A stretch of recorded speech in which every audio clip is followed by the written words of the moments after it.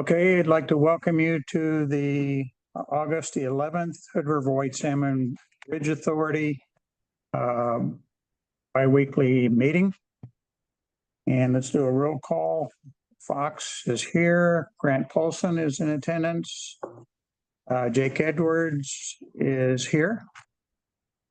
Jacob Anderson is on his way in and he's online. So we got him.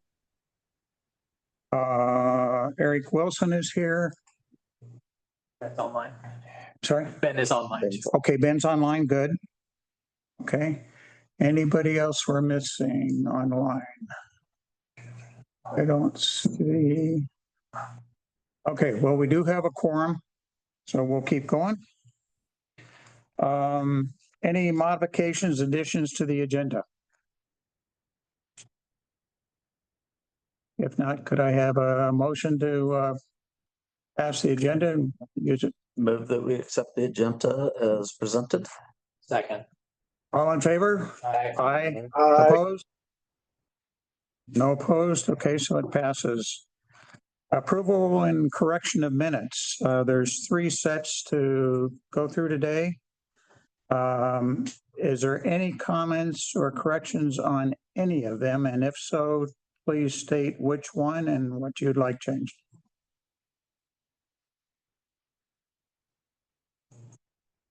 If we move that we accept the meeting minutes as presented for special session on the 23rd, 25th, and the regular meeting on the 28th as presented. Second. All in favor? Aye. Aye. Opposed?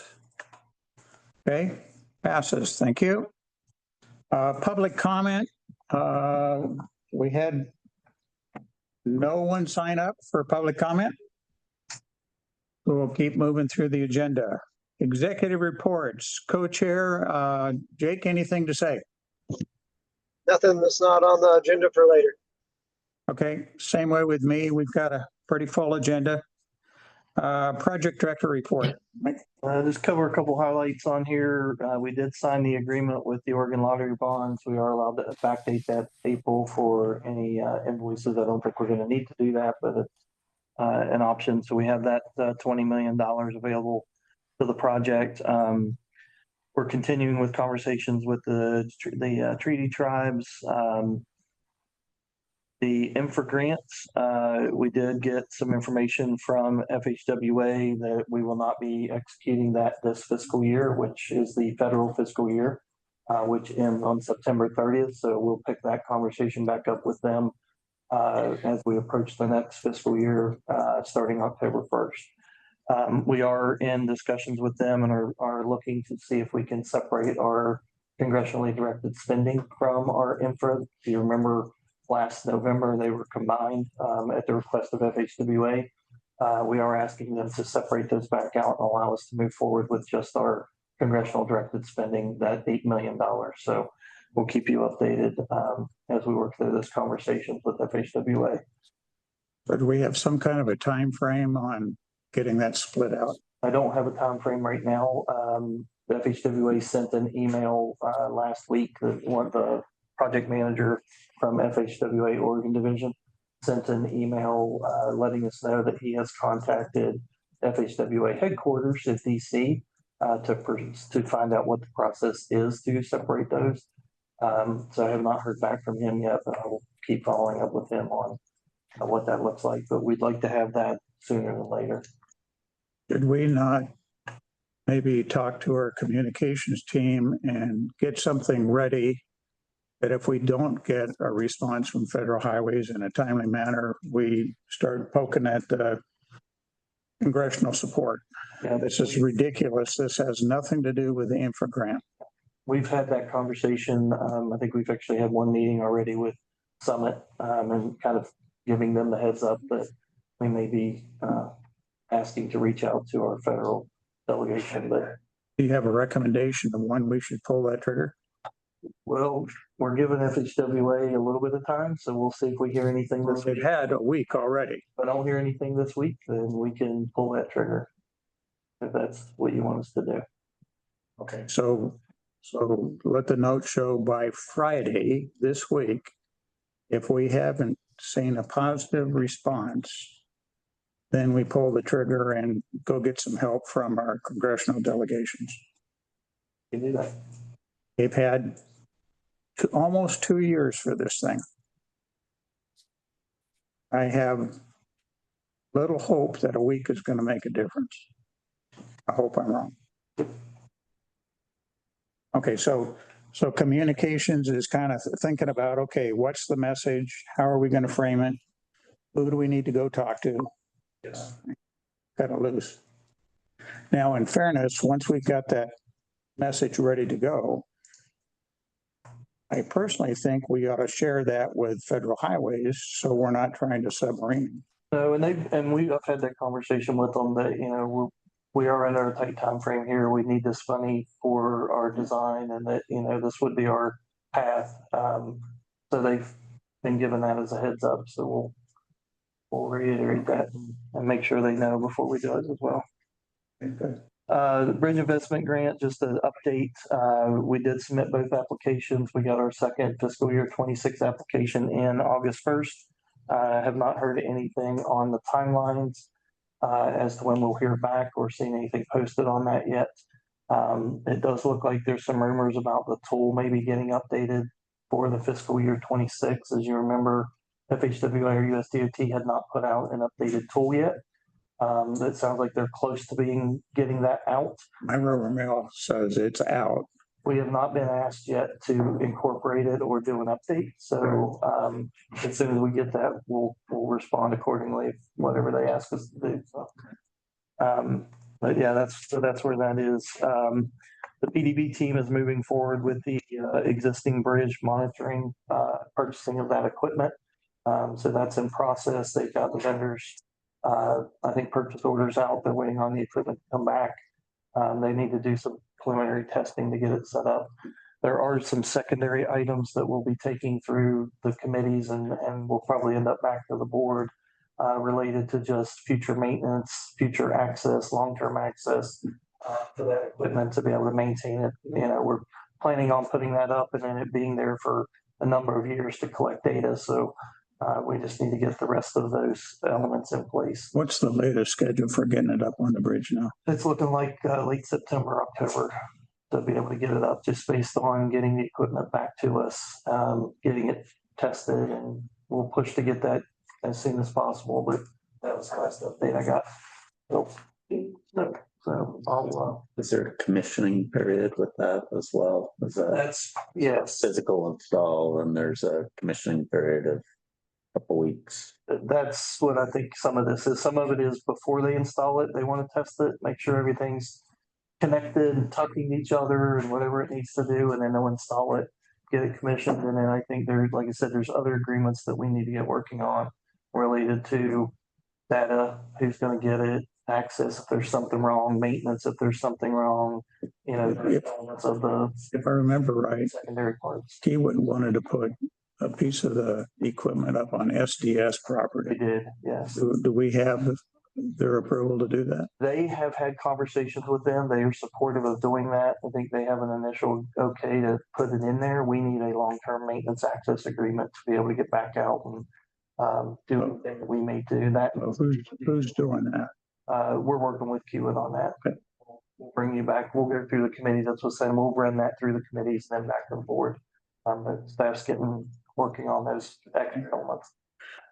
Before we go on, I noticed in your notes, maybe I read it wrong, but on the 106 signature, your note mentioned that it had not been signed by ODOT. That's not correct. I may have missed that. I think that one, They have all been signed. yeah, it's all been signed off now. Yeah, that's correct. Everybody signed it within a day, I think, of the second round. So it went pretty quick the second round. So, and the changes were in there. I think I shared them with some of them. They were pretty minor in that they were clarifying people's roles and responsibilities. So And it's primarily between federal highways and ODOT. yeah, they just wanted some clarification between the roles and responsibilities of the two parties. Given that we're director recipient, it's a little different for ODOT than if they were funneling the project funding through all of it through ODOT. So they wanted some clarification. That's all I have right now. Okay. Legal report, Mark, or who else is on the line here? And Judy emailed me today. There's no updates from. No updates? Yeah. Okay. There's nothing on that. So I was asked to brief the board. Yeah, sorry, Mark, go ahead. I didn't see it. Yeah, I was asked to brief the board on the recent determinations by the Ethics Commission. Is that correct? Is that, I've briefed a Yes. couple of committees on that. If this is the time, then I'm happy to kind of rehash what I've spoken to the committees about. Is this the right Go time ahead. for that? Go ahead. So, as some of the committee members that I've briefed know, the Oregon Ethics Commission is responsible for enforcing and investigating alleged violations of the public meetings law. And one of the areas that has become of great concern to them is what we call serial meetings. As you know, a quorum of a governing body cannot meet and discuss business unless it is in a duly noticed public meeting. And the concern is that members of a multi-member governing body approach each other one at a time, and then attempt to reach a decision outside the context of a public meeting. And the particular situation that concerned the Ethics Commission was an elected official who had apparently gathered information serially from each of the multi-member council, and then went to an employee and said, "We have enough votes to essentially, vote you out of office, and you've lost support among a majority of this body."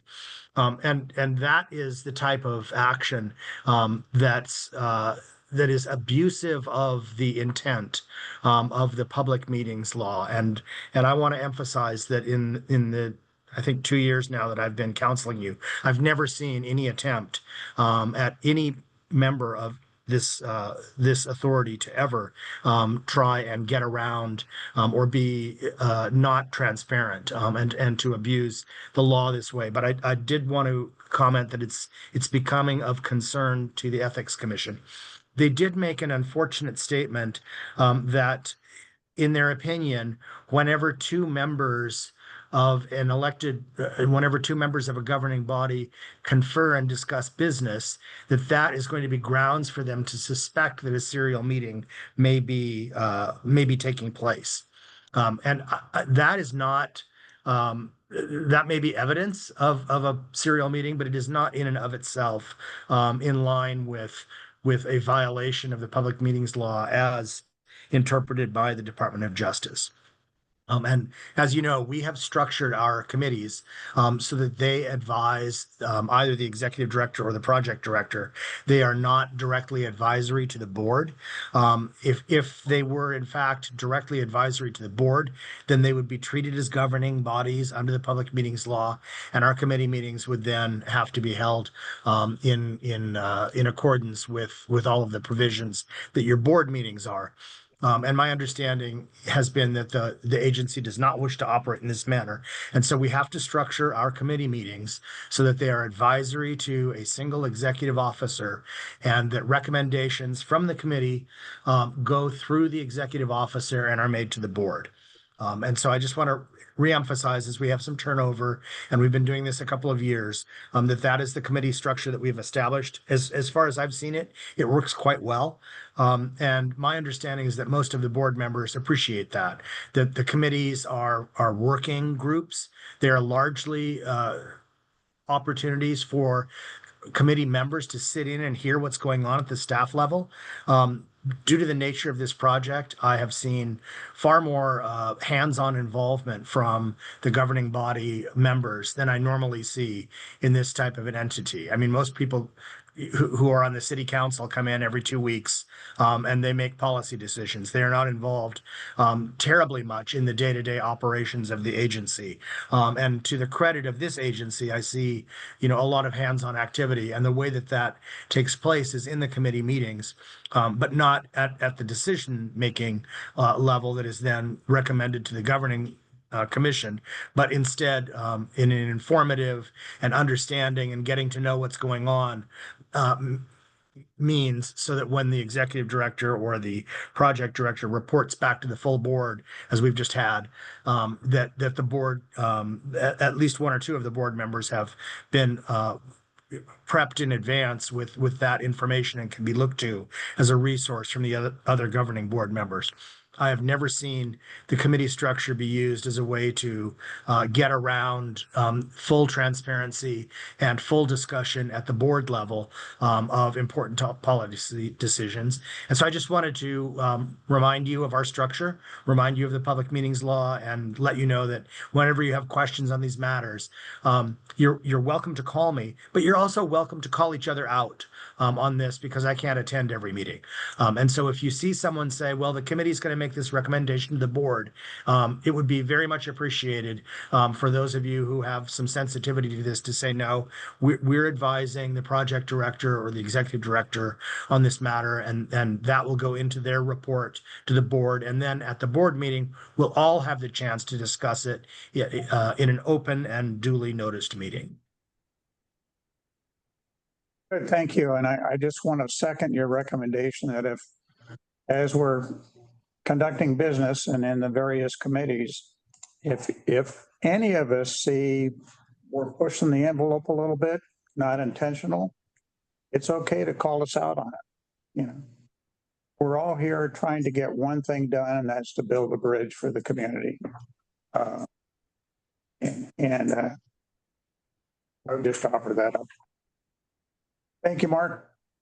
Thank you. I typically don't attend your first meetings, so if you don't have any other business for me, then I'll come back at your second monthly meeting and we'll have the full legal report then. Sounds good. Thank you, Mark. Yeah, I think Tehi has one MOU that he's going to introduce later on that I did review, so I just wanted to confirm that I've signed off on that. Hold on one second, Mark. Go ahead. Can all legal go? Yeah. Ready for anything else? Yeah, let's go ahead and release all the legal. Okay, go be illegal. Thank you.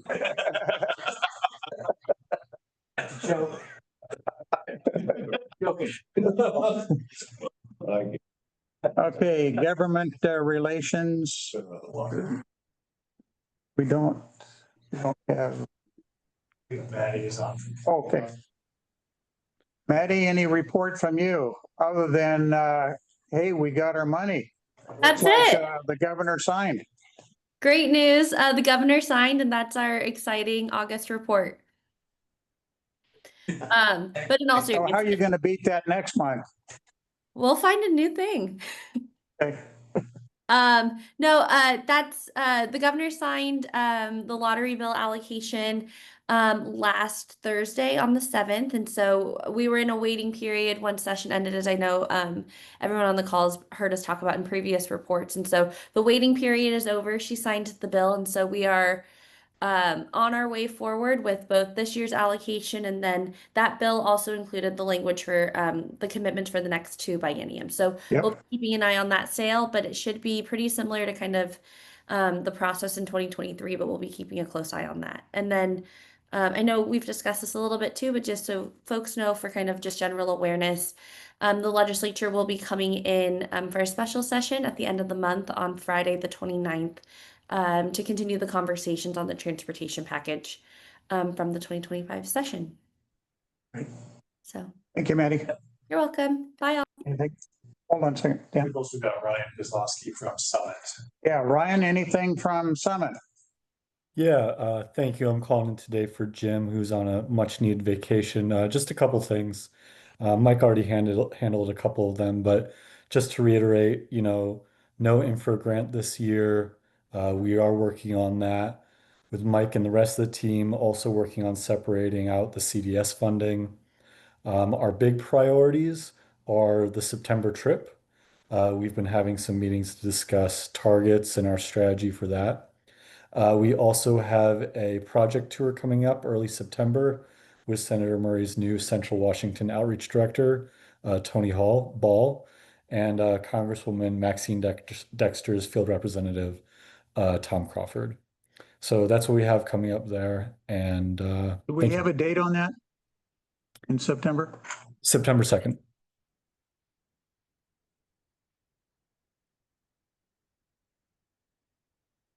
Okay, thank you. Thank you. Anything else, Dan, from, I don't see Boswell on there, so no news is good news from Washington State. okay, partner update. Do we have federal highways on? I don't see. I see ODOT, Rob, anything? No, I got a call for your utility guy and looking into insurance for that. So I got that. Okay. Working on that. Okay. And WashDOT, I don't, Caroline's on. say again, Carolina's on. Carolyn? Yes, no, I have nothing to add to the meeting right now. Thank you. Okay. Thank you. Let's go to invoice approvals. There's a series of them that was attached to the package. Is there any concerns? Your team has looked at it. Staff looked at them, yes. Okay. Can I have a motion to Move to approve the invoices. second? Second. Thank you. All in favor? Aye. Opposed? Okay, let's pay the bills. Let's go down through committee reports, funding and finance, Grant. Sure. Those from last month. Some of this stuff has come before us in the interim, so let's go through those really quickly. Last couple of meetings, we discussed funding, VIP, infra, et cetera, as you've seen in subsequent authority meetings, including the application we submitted on the VIP. We've discussed the phase 1B amendments as we saw at the last authority meeting on July 28th. The executive director analysis has been on pause related to some other analysis we've been doing, which you guys have seen in subsequent meetings, but also more importantly, in related to the overhead rate and work we've done more recently regarding the action item that's later on here, which is the MOU between Federal Highways, ODOT, WADOT, regarding our single cost objective treatment of 2 CFR 200. For layman's terms, our overhead rate, super simplifying it. So we had a series of meetings with everybody, all of our partners, and we talked about going through those with the objectives of providing a simplified financial management, enhancing transparency and clarity on all of our reporting, optimizing our resource use, and aligning with project intent.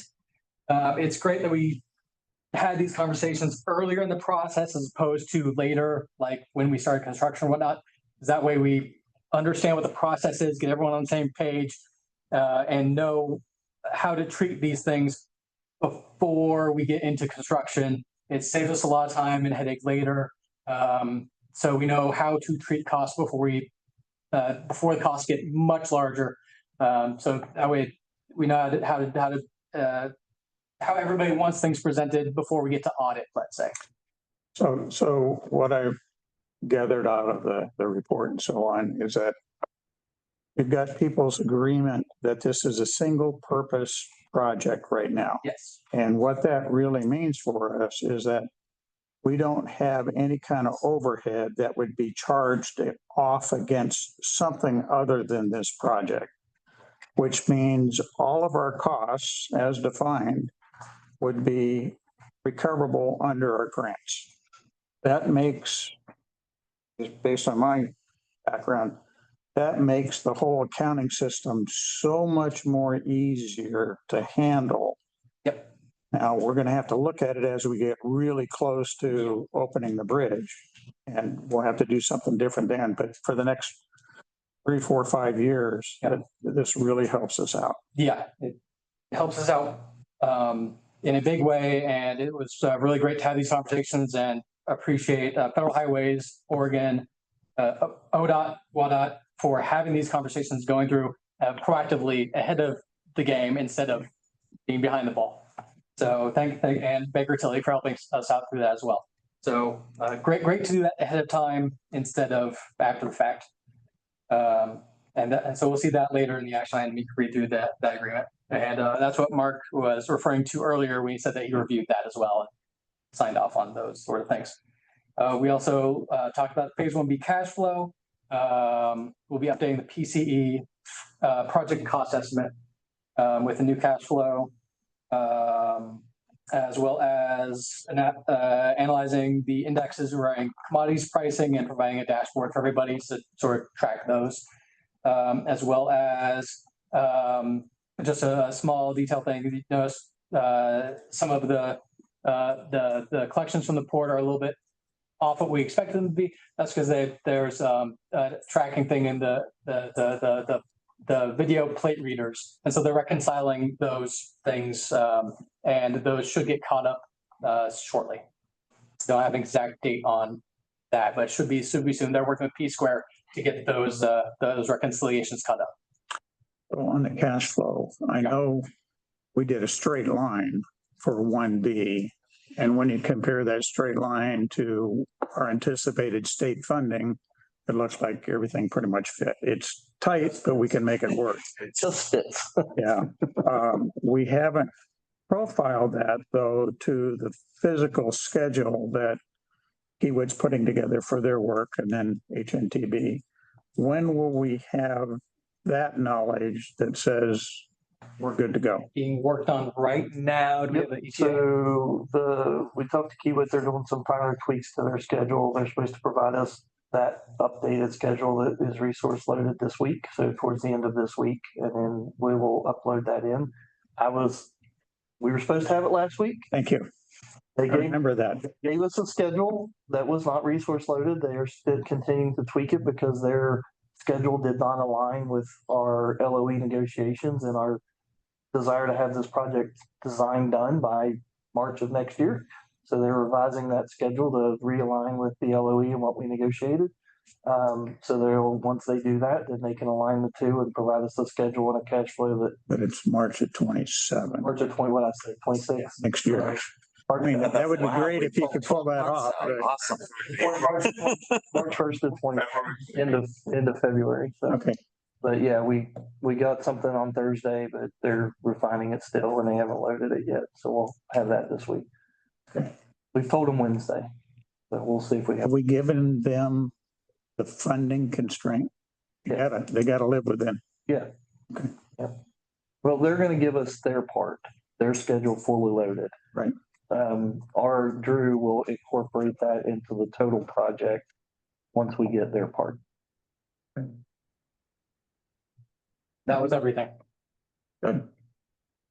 But engineering construction.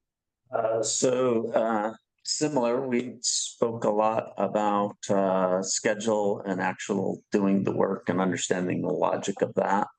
That's seeing it last week, like you mentioned. And then we also, I think one of the other things is just really trying to get ourselves set up and ready to go this month for phase 1B. And so staff is going to work through kind of a flow chart of what sorts of decisions we need to have in the hopper by the time we get to September 1st. So we're drafted that if you want to look at it. Yes. Oh, okay.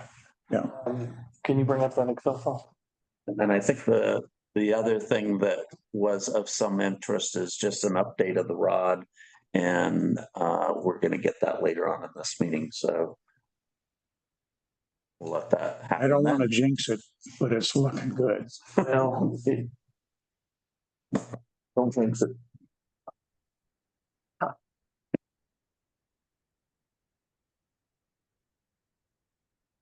Okay, so this is kind of a checklist of everything that we got to get done before we fire up 1B. Yeah, this is just kind of some key items that need to be resolved in order to better inform 1B when we give the MTP to get started on 1B. So getting the LOE updated with the geotech, we'll have that. That's really completed already. The appendix 1.3, attachment 3A, which attachment 3A is your deliverable matrix of kind of all the key deliverables from a PDB. Contract language, where there's one final wording that we want to make sure is in there revolving around the RFC set of plans. And that any edits to that RFC set of plans are at no cost if basically just saying we want a completed set of RFC drawings that are free from the typical professional standard of care. Meaning So we basically, 100% perfect, because nothing is 100% perfect, but as close to that as they can get. but we don't want any holds Correct. on those drawings. No holds, no, we'll do it later. Like, it should be a completed set of plans that everybody agrees is ready to go out for bid. Let's go scroll down.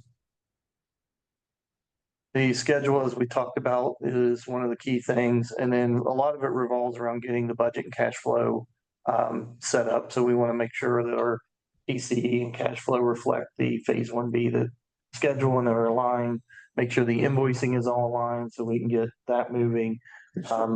Trends program is set up so we can understand our baseline cost versus where any trends are going to happen.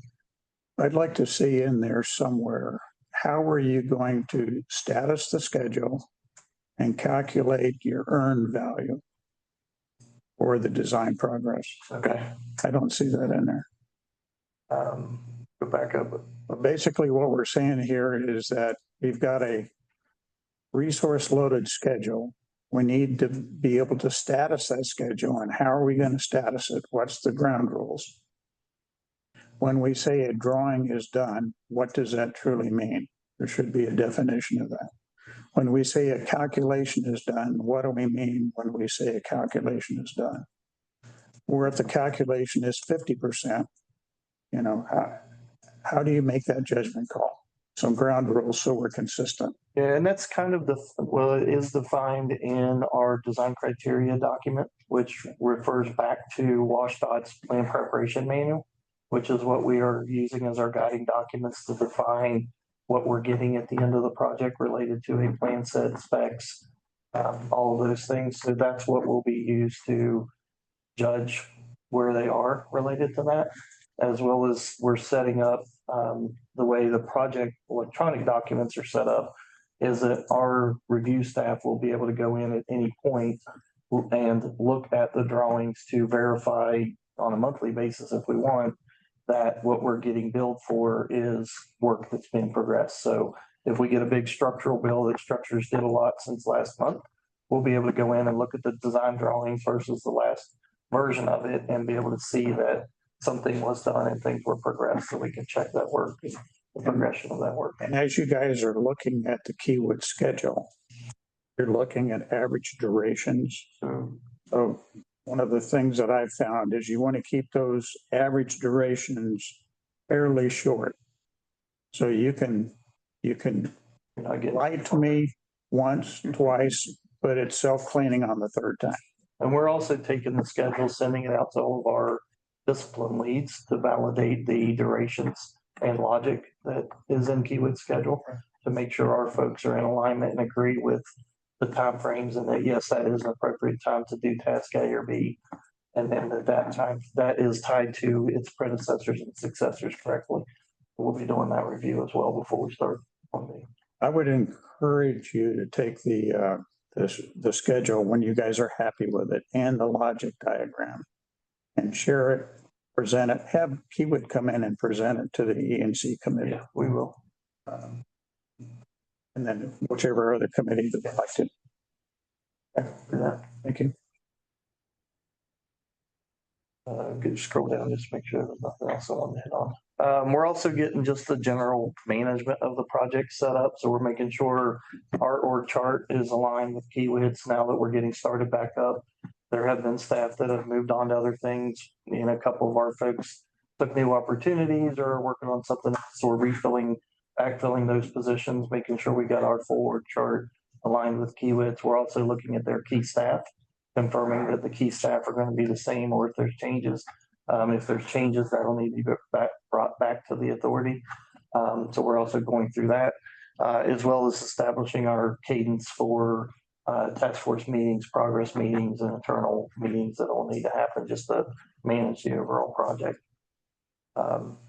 And then we're continuing to move forward with some value engineering ideas that we're developed this summer and getting those finalized so that we've got a good starting base when we get into 1B. And then there will be an amendment 10 for the owner's rep contract, which primarily revolves around the additional time.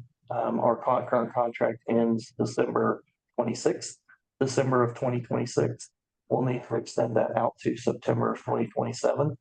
So we're putting that together right now, and it looks like it's roughly the time we've spent till now, putting that time back in. There's a couple activities that we'll need some input from the authority on, how many applications for grants that we may want to put in there as allowances, kind of if needed buckets.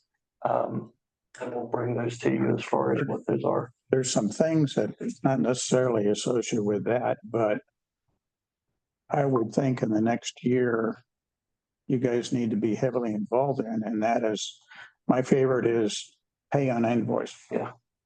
And you're gonna have to have a whole program that we take back to ODOT Federal Highways, probably a trip back to DC to try and sell that. Yeah. And that would definitely, I would certainly think that would be one that we would want in your. So we're putting those in there right away. If you remember, we only had put one parcel in there because we weren't really sure how we were moving forward at the time. So we're going to put in there to do the full right away. Take that all the way through getting all the right away. Again, we may or may not use all of that, but we're going to put it in there as though we're going to secure it all. And we're setting this up just like we set up the Kiewit contract to be ready for a 2027 start of construction, which means all permits, all right of ways complete, everything's in your possession to be able to immediately go to construction. So I think it would be very helpful if you thought about, as you're doing this, you're not authorized to go do it, but you guys are watching it. If we really wanted to be in the water October 27, and we started to see that the not infra money, but infra and the BIP we're getting, what are those things that you would start early? And how early do you need to start them to hit the 10/27 date? yeah, and it's a little, I guess I would say it the opposite way. We're preparing and doing those things for the 2027 date. If we find that we don't get the funding we need to meet that date, then there are activities we'll bring back and recommend to postpone or pull back on because you're not going to construction, and some things have expiration dates that wouldn't survive going to a 28 date. So we'll bring those back and say, hey, these things we think we should stop early until we get full funding. And there's also some permits that won't be signed off on until we have a full funding. So there's kind of. I agree. There's both. The other way. So. Because if you wanted to get design going on temporary structures, Yes. You're going to have to do that before 10/27. Correct. So, but you don't want to turn them loose now to spend money to do that. You're right. And if we get all the funding and we know for sure we're hitting the October 27 construction date because we all full funding, and we look like we're getting to where Kiewit is going to be the one to do it, right? And everything's aligning, then we will have to do some amendments to pull some things back that we aren't doing right now. Because they're not doing any estimating, they're not doing any temporary design, because we didn't want to spend that money until we knew that we had all the funding. I'm just suggesting maybe you need a list of those things so we don't miss them. We'll put, we kind of have that in the scope of work. We left it in there and just said. If you hit the lottery and you leave. Well, it's in their scope of work. So it's in our scope of work and it's in Kiewit's scope of work. You'll see things that say future amendment. Those were the items that we kind of said, hey, we're not doing right now, but let's not take it out because we want to remember what we said we were going to do. So we left them in there instead of taking them out. Okay. Anything else, Eric? No. Communications. Right. So the communications subcommittee's gone through some changes. So I'm just going to go through some of the recent updates. So we've developed a 90 day action plan. So this is going to be a living document. This is going to help us be proactive and forward thinking on what the project communication strategy. And that plan is going to be updated at the beginning of every month. And of course, it will help us prioritize our short and long-term action plans and allow us to monitor our progress on task completion. Next thing we're doing is we're going to roll out communication strategy and training. So MSH will be scheduling meetings with subcommittees to go over project messaging, as well as provide communication guidance to the commissioners. We are working on finalizing an updated FAQ document. We're also working on developing other resources like crisis communication playbook for commissioners that need it. On earned media, Roy from MSH is developing our earned media strategy. Part of that strategy, Mike Shannon was scheduled for scheduling a TV Zoom interview. And then also 2 additional background conversations with local media in the near future. Chair Anderson appeared on Mid-Columbia Today this morning to discuss the Hewitt contract. So thank you for doing that. I listened to it. I thought he did a good job. Yeah. On the social media front, we added Brianna from HNTV to the communications team, and she will be managing our social media strategy. The social media plan will be guided by the 30-day, 90-day action plan. And at this time, we're looking to post social media about once a week, keep on Instagram and Facebook. There's a Project Momentum social media post that's going to go out this afternoon, just to give people a highlight on where we're at with the project. Under the website, we're developing a one-pager and folio along with updated graphics. And we look to create a project news page. And that would be a place where all recent news kind of gets listed out so people can see sort of chronologically what's been going on with the project. On the government relations side, we've talked about it already, but Summit's preparing for a September DC trip. And then the BIP application, we were able to acquire 1,027 signatures from the community. And that all happened in a week, which is pretty impressive. And those signatures were included in the BIP application. That's great. And Jake's not gonna call himself out, so I'm gonna call him out. Jake was a big part of doing that. He set up a lot of that to allow people to be able to jump in. He asked the county actually to leverage something he does and uses it as his job. So he was a big part of us being able to actually get Great. Thank you for doing that. Yeah, of course. I'm gonna also give a update on the RAISE grant since it's been a while and that kind of got stopped and now it's kind of back on. So I'm just gonna go through what they've been doing in the last year or so, if that's okay with you guys. So first step was data collection analysis. So they compiled transportation studies, GIS information, crash data, and other relevant data sets, right? And then they conducted a site visit in September, October of 24 to assess existing conditions. And next step was stakeholder engagement. So the RAISE team formed an action plan committee comprised of representatives from local agencies. So the city of Hood River, city of White Salmon, city of Bingen, the counties as well, but it's really the city focused. We had a kickoff meeting with that committee in December and to initiate collaboration and talk about project goals. And more recently, we've submitted the first draft of the equity, accessibility, connectivity, safety report to the committee. And we've gone through the first draft and we've also completed a second draft earlier a few weeks ago. And that second draft will be available to this board in a few days, coming weeks. And then working with the stakeholders, we've developed a preliminary list of pedestrian and bicyclist improvements within the study area. So that would comprise areas of city of Hood River, city of Bingen, city of White Salmon. And we've met with each of those represented groups, gathered feedback, and currently updating our sort of improvement plan based off the feedback we just got. As this we just met with the city of Bingen last week, so that's still being worked through. The team has developed cross sections, conceptual layouts, for proposed improvements. And those revisions are those drawings are under revision, and we should have a more finalized plan in the next days or weeks. So is this off the bridge or does it include the bridge? This is off the bridge. Okay. So just where bicyclists, how are they, once they get off the bridge on the Oregon side, where are they going to go? Same thing on the Washington side. How are they going to interact with the local transportation infrastructure? So the trails on the Oregon side that they would typically tie into now is all part of 6F, right?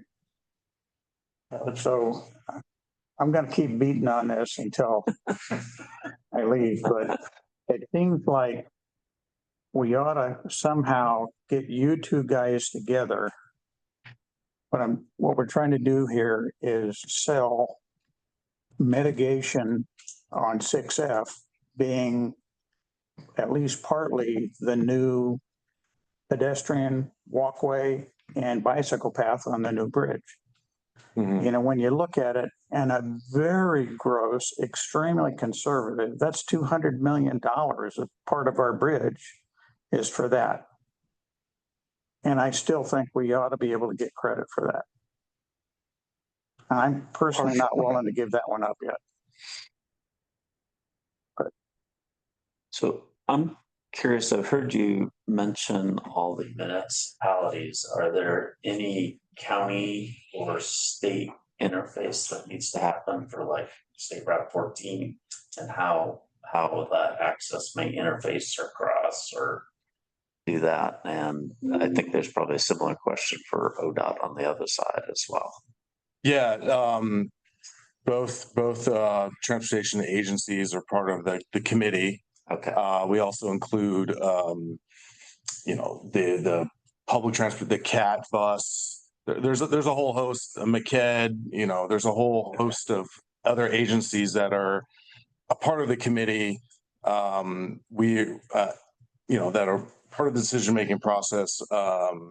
We just specifically been focused on working with the three city representatives, because that's, we're getting their feedback from their planners primarily at this point. But then, yes, we'll want the full committee's input once the draft is a little bit farther along. Okay. And one of the big focuses on this, remember, was to develop an action plan so that everybody could then use that to apply for more grants within the region. So, that's one of the benefits of that, as well as developing a 60% on the bridge plan. So part of the money's going to this action plan, part of the money's helping to design out the 60% design of the bridge elements as well. You mentioned earned media. Did we previously have an earned media plan? Under JOA, did we not? Not really, no. Okay. Roy's, Yeah, mostly aligned with project milestones. We put out press releases corresponding to different milestones. I just thought I remembered the plan.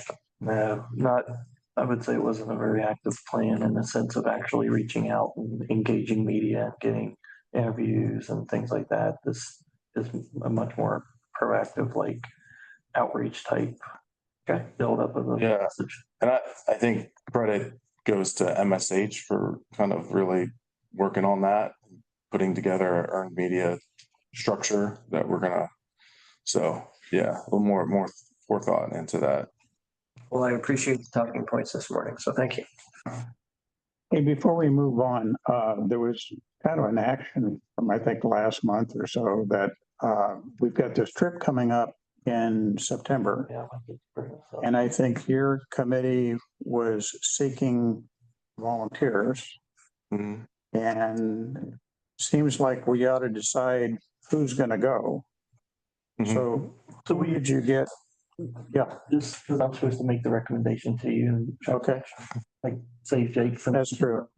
Yeah, Mark's still here. Yeah. So, we did talk to the committee, we did a survey, Amy did a survey of the commissioners of who was available. There was a couple commissioners available to go. We had a discussion about it. We recommend to the board, and I don't know if there's a definitive action that needs to be taken by the board. You approved for the travel for 4 people to go, I think at a previous meeting. So, but it was Eric from the Washington side and Catherine from the Oregon side that we were looking at recommending people go on the trip. So with your all's concurrence on that, then we can. Was there anybody else, any other commissioner said that they could go? Grant also, he was available. And Jake also was kind of available. It was a little harder for him to be able to go. Catherine and Eric were the most available to go and felt like they fit from both sides. Catherine is already on the East Coast, so it's a little easier for her to make the trip over there. It would be the first time for Eric, but I think it's, he's been on the EMC committee and very knowledgeable of what's going on.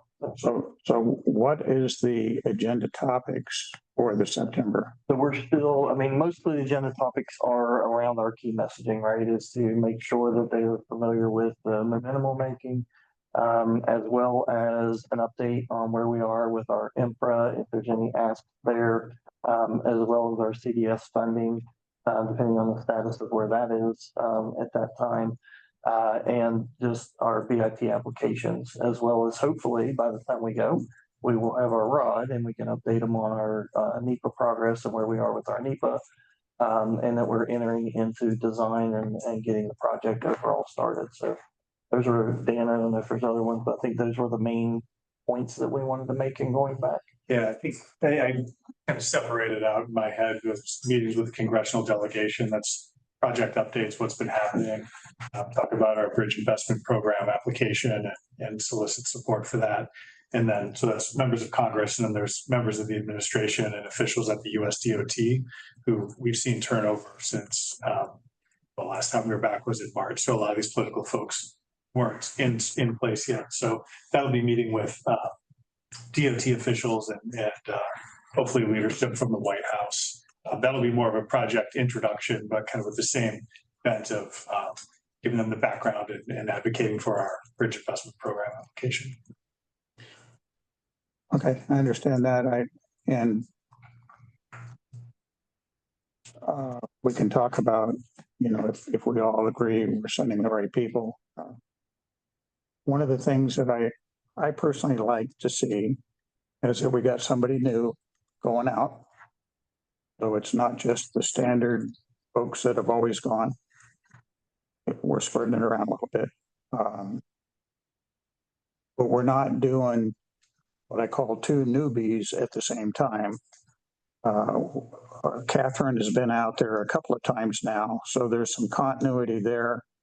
You going this time starts to add more depth. I think the next trip that maybe we want to consider is when we go back trying to push on pay on invoice for construction, and that'll be more of a technical financial meeting that I would urge that we strongly consider sending Grant back for that one, with somebody else as well, but really focus in on why do we need it? Why should they allow us to have it? And is it really going to hurt them at all? By that time, we should have the reputation that no, it's very low risk. The pay on invoice, as well as I know we got it authorized for the infra grant that they will accept, all the stuff that we're doing. Yeah. We didn't get that written for any federal dollars. No, we did for infra. But that's just for infra. So, yes, it is specific to the infra grant right now. Yes. So the FHWA finance person from Washington has also said we should do this for the fall project. So he has been working with him to figure out the process to get it for the whole project rather than the specific grant. And is that something we likely need to go back and talk to people in DC? We or don't is that know yet. something he can like We're still waiting on it from him. He's kind of running that down to see what the process would look like, and then he'll give us back some information on how, recommendations on how to proceed with that. Good luck, sir. So he had to say, when he saw it, when he saw it, his first, it was like, why didn't we just do this for the whole project? It didn't make sense to him. Right now, it's I mean, with infra, because what we're spending will cover the infra match, but ultimately, we best to have it as a whole project, not by per grant basis. So that, we're hopefully that's where we're headed. So is any further discussion, Grant? Are you okay not going this time? And Yeah, whoever's best to go. Fine. Yeah. any further discussion on that? Are we in agreement that it's Catherine and Eric Consensus. consensus? Hearing none. I assume we're in consensus. Sounds like consensus. Okay, good. We'll continue. Amy's working with Summit right now on all the logistics, so we'll continue to do that. We'll coordinate. Now, the other two is what, you and Dan? Okay. So we'll coordinate with Eric and get them all. It's still that kind of 14th, 15th. 14th to the 17th. So fly out on the 14th, come back on the 17th. Here's the plan right now. And I see Catherine is online. Yes, sir. Okay, Fly out the 14th, return the 17th is what I heard, correct? That's correct. That's the Thank you plan right all. now. Thank you for both being willing to go. yeah. Sorry, one other thing, and we can maybe, whatever y'all want to do with this. Click County took some action. Did you guys want to cover that? I forgot to bring it up earlier. No, Sorry. you guys didn't bring it up. I know, I Welcome totally to a forgot full to bring voting that up. member, sir. Thank you. You got appointed last Tuesday and nobody let you know. It's okay. Nobody let me know the first time I was appointed either. So I checked this morning to see what they had done last week, and I'm like, I think they took action on this. Okay. So they did. The other thing that they did there tomorrow that's on their agenda was to appoint Mark Flaming as one of our alternates. So that with Eric's appointment up, Mark will be taking Seth's seat. So Eric's seat will now be available as an alternate. So Click County will need to fill another alternate for the seat that Eric is vacating by taking the full member. So there's still one more seat that Click County needs to fill. Are we certain that that's the way, that's how it's written, is that he's taking, because those seats have terms, right? They are. Okay. So the way I did it in my head was that based on sequencing of events, Eric is getting appointed into the permanent position. Right. Because Seth was the first alternate to vacate, then Mark would be filling Seth's vacated position. The new position that was after Seth leaving would be Eric's position by him getting put into the full position. So we're filling Eric's position last. Got it. As an alternate. That was kind of, so they also will probably need to reestablish a 1, 2, 3 because Eric was the one. no, it was the two. Seth Seth was one. Seth Eric was one. two. Okay, so whenever they fill, they'll need to figure out the 1, 2, 3. Do they Because figure that out? I thought that, we'll go back and double check that. I thought they established the 1, 2, 3.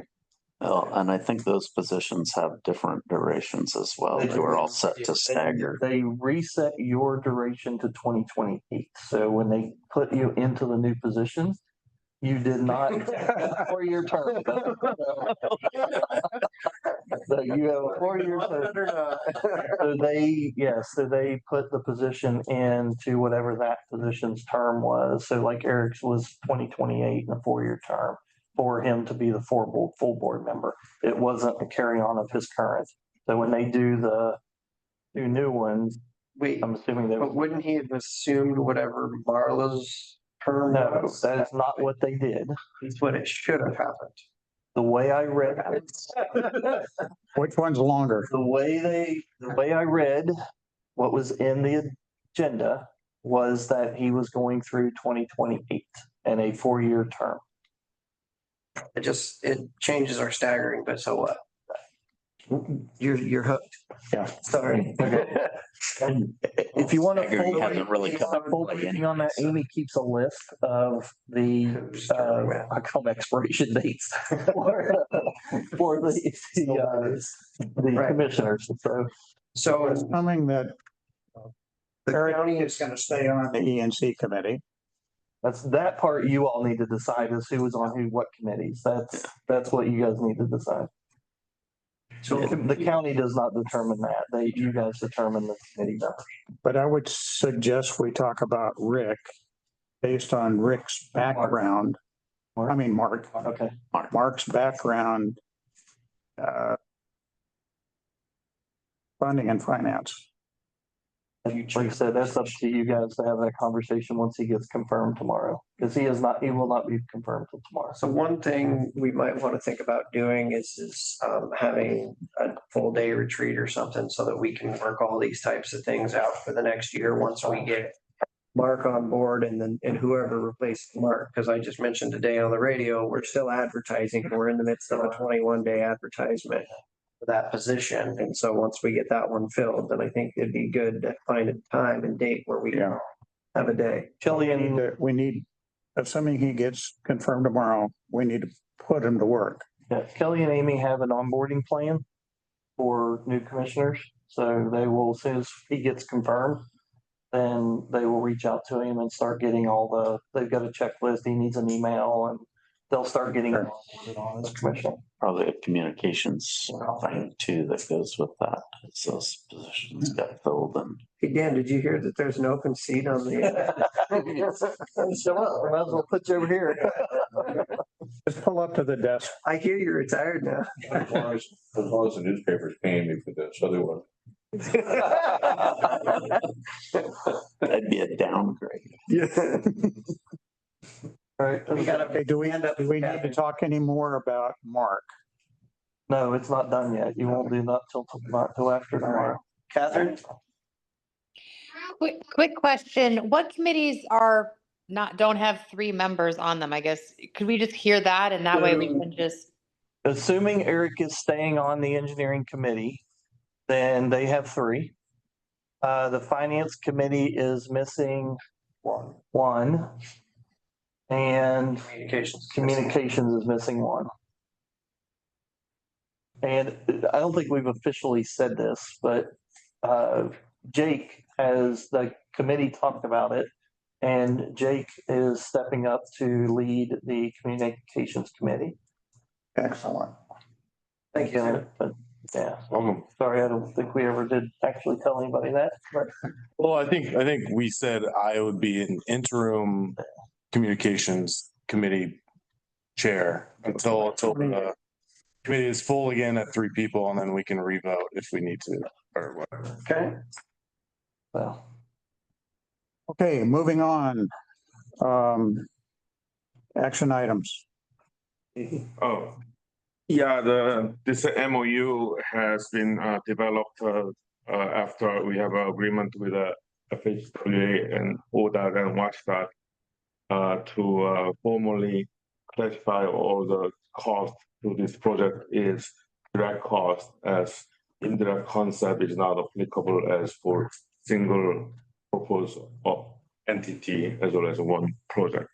So it was reviewed by Baker Tilly, our CPA, and who has put the one preliminary ICR together for 22-24, which was kind of an instrumental for FHWA and ODOT and WashDOT understand how to track the cost, and they are well tracked, and they are all allowable or unallowable, so that they can see the differences. So it was a good effort from Baker Tilly, which we hired them to do that, but we don't really need to do another round of the ICR anymore, because now everything's direct cost, which not gonna change our accounting or tracking practice, because we still have to track every cost as either it's allowable or unallowable for CFR 200, but we don't have to spend any effort or money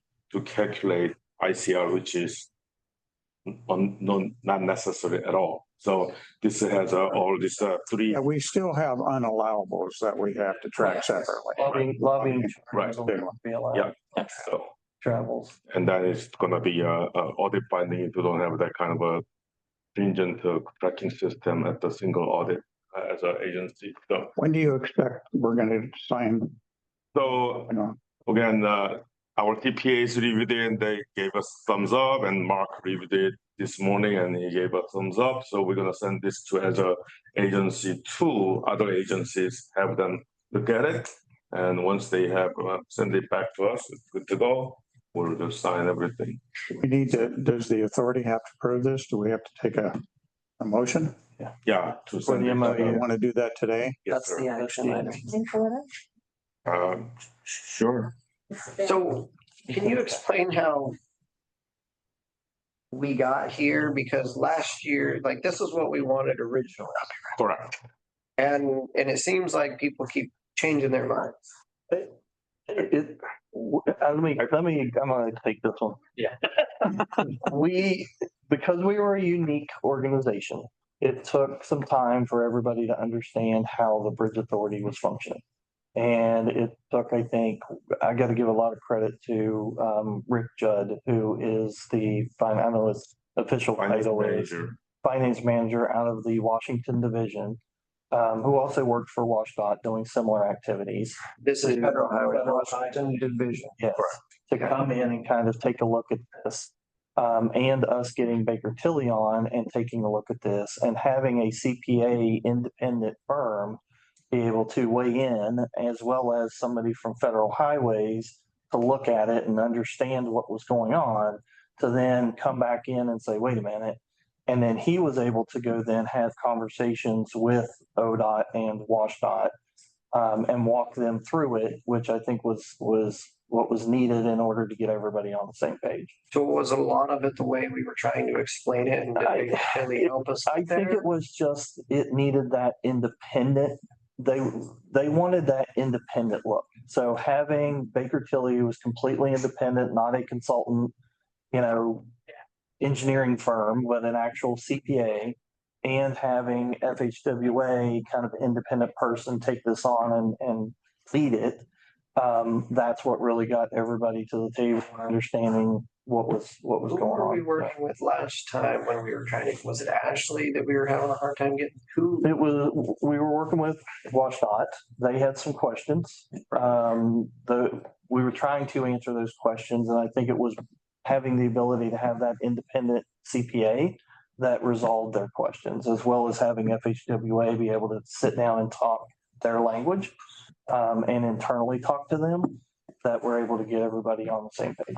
Well, if we can get this one and the other one through Rick, somebody's buying him some flowers.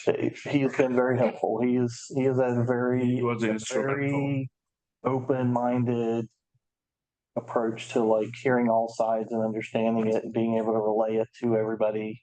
He's been excellent at that. That's great. That's really good to hear. So the accounting advice won us an advocate that was able to help us. Yes, get the everybody on independent the same accounting helped to validate, that gives some validity to what the project was saying, because it was an independent.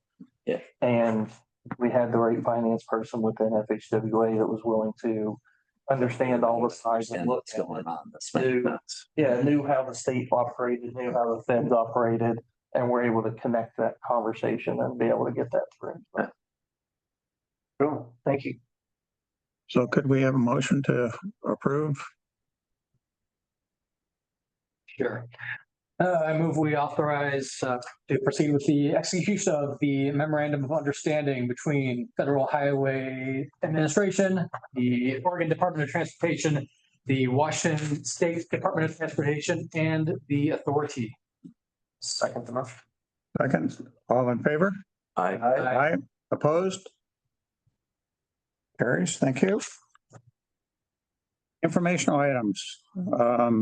So on the very first one, I just wanted to give you an update. We did get we sent out our FEIS and ROD to cooperating agencies for review. The Coast Guard did come back. We do need to update our navigational, Christie. Navigation impact report. Navigational impact. I knew it was an I couldn't remember what it stood for. The navigational impact report needs to be updated because it's greater than 5 years old now. So I'm meeting with Christy, I think this week, and Stuart to talk about how to update that and get it back to It should be pretty easy to update, I would think. Yeah, I don't fully understand it yet. We just got the email today, so we're meeting. We'll bring this back to you at the next board meeting. We'll run it through the committees as well and get them updated. I just want to make sure everybody was aware. We did get that comment. It wasn't really overly concerning. It's just, hey, something expired. Did anything change? I don't think anything has changed. If anything, it's gotten better. Potentially, and they are more concerned with users, and is there any new users on the waterway that didn't exist before that would be impacted that maybe weren't considered before? I don't think we've got anything related to any of that, so it should just be a matter of going back through and getting everybody to sign off, but we'll have to do that. So again, I don't know if that will impact our FEIS and ROD or not. In the time signs off on that. Coast Guard. Just the Coast Guard. Is that right, Christy? What's it?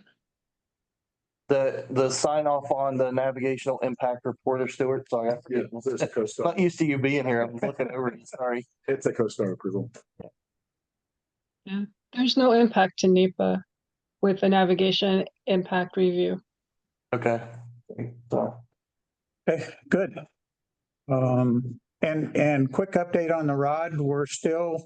It's out for final review. When is the due date? When's the close date? The official date is the 22nd of this month, but we'll hold it till the 25th, which is the Monday. So far, we've heard nothing from anyone. So far, no news is good news. No news is good news. And any further discussion on the next review? No, when asked, we got the same, I don't know, but maybe not answer from FHWA last week, where they said, we think it does not have to go to the secretary, but we don't get anything in writing was the answer we heard. So we're not completely assured that this will not happen. So it's looking doubtful. It looks like we'll be ready with no comments from the cooperating agency to deal with. It looks like we'll be moving quickly to signature, but it's still not we got another week or something. I'm sure they'll have to make a decision before the end of the review period.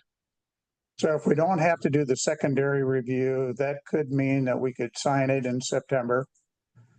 Otherwise, potentially it's a month or so later. If you have to go through another headquarter review. That's right. That's going to be a big celebration when we get that thing signed off. That's a major milestone for this project. I will also add that in the last week, we've had signatures on the section 106, which the board reviewed and approved. And also we had signatures on the very last of the 4F documents that was waiting for the section 106.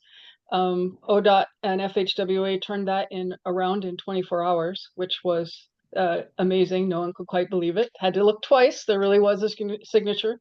So we no longer have any outstanding pieces for the NEPA ROD. All the pieces needed for signature are in-house, all signed and ready to roll. Knock on wood. Knock on wood. Yep.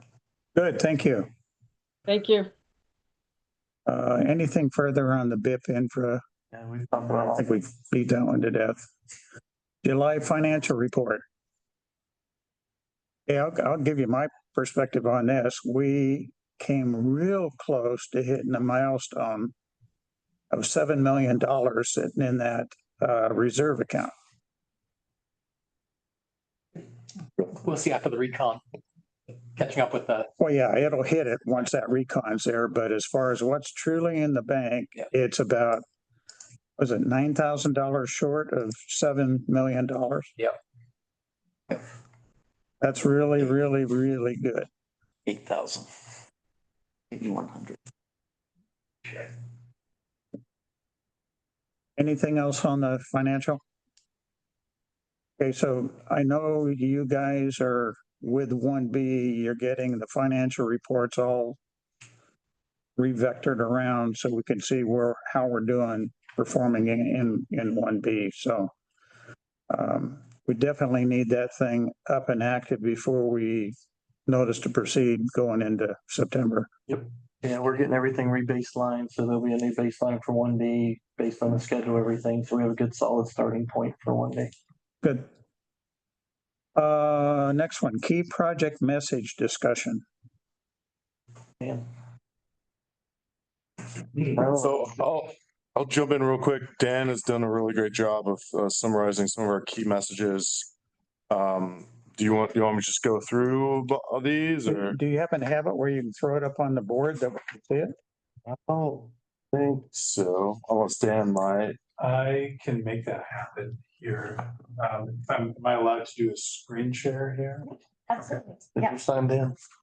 You signed there, you're gonna use the HDMI. You have to sign in. You gotta sign in. Oh, you are. Okay, then you can share. You might have to make you a co-host. Or you can send it to me. Okay. But I'll send it to me. That's cool. We'll start the first one, bullet point, everyone's well aware, in this year's legislative session, we met our state funding goal of 125 million. Both Oregon and Washington, that's 50 million from Washington, 105 million in Oregon this session, in a difficult budget context for both states. And so the key message is thanking our legislative champions for helping make that happen. The next sort of obvious key messaging is the authority recently approved a contract with the engineering firm Kiewit to take the project through full design. Their designers will deliver us construction-ready plans by the fall of 2027, setting us up for construction shortly after, assuming we reach full funding. Yeah, spring 2027. Spring 2027. And double February 27. So that would be kind of August messages. Yes. Okay. What's current right now? Maybe I put together my own list. Didn't have anything to do today. So I was kind of thinking about it and I said, maybe another one that you want to consider is this milestone. In August, we'll hit $7 million in that reserve account. And educate people where is that coming from? It's their money that has been set aside from toll revenues for the last couple of years. And so far, we haven't spent any of it. And it's just sitting there and growing. And we'll use that for our TIFIA. And also maybe take an opportunity to educate them a little bit about we're going to use it and replenish it to pay the bills until we get paid back by the government. It can get a little complex, but we got a complex project. There's a lot of moving parts, and it's probably good to help educate the folks what we're all fussing with. But to me, $7 million is a nice milestone. You gotta thank them. And you're helping build a new bridge. We had talked about one time maybe creating a ticker thing, tracker thing. Yeah.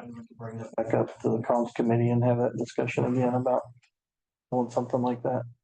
If I may, we've been talking over the last couple of days, Mike Grant and I, about project funding and how we talk about that there are kind of different pots of funding that we're drawing from. And there's like the project funding that's going toward the main $1.12 billion price tag.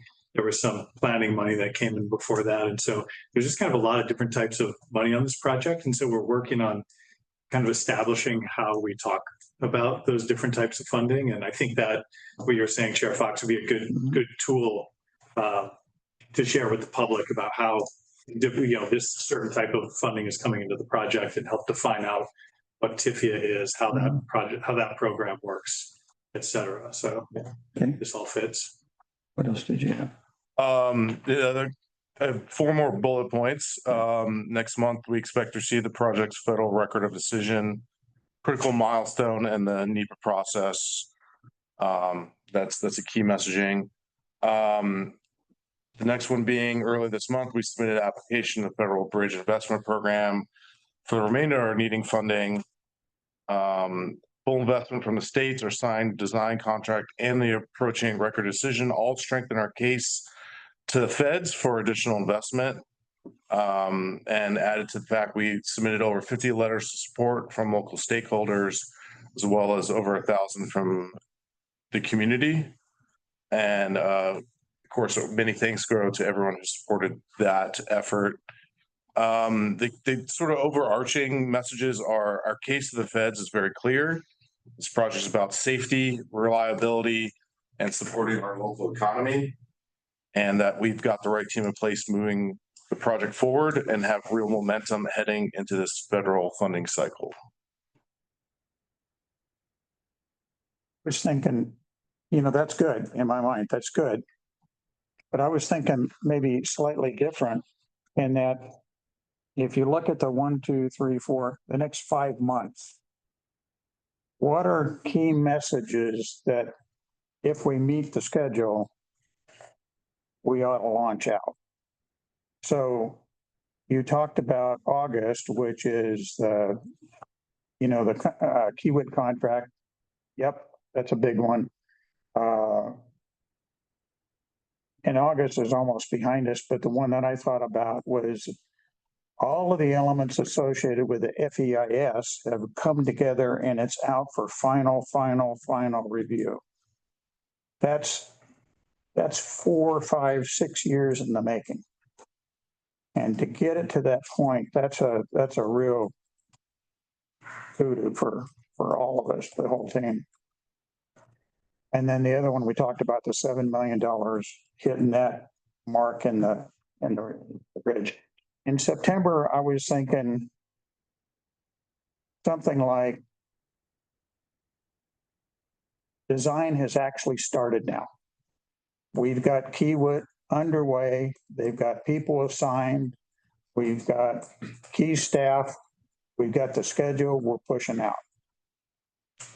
I had the ROD being signed in October, but it could very well be in September if we don't have to go through that secondary review on headquarters. That's a major deal. And then October, I was thinking something like make the announcement that we've got core drillers in the water and a little story behind that. Why are we doing some more drilling? And we're going out and confirming each of the piers where the locations are and the exact condition underneath, little on that. I think somewhere around October, some kind of a position paper to DOT about pay on invoice.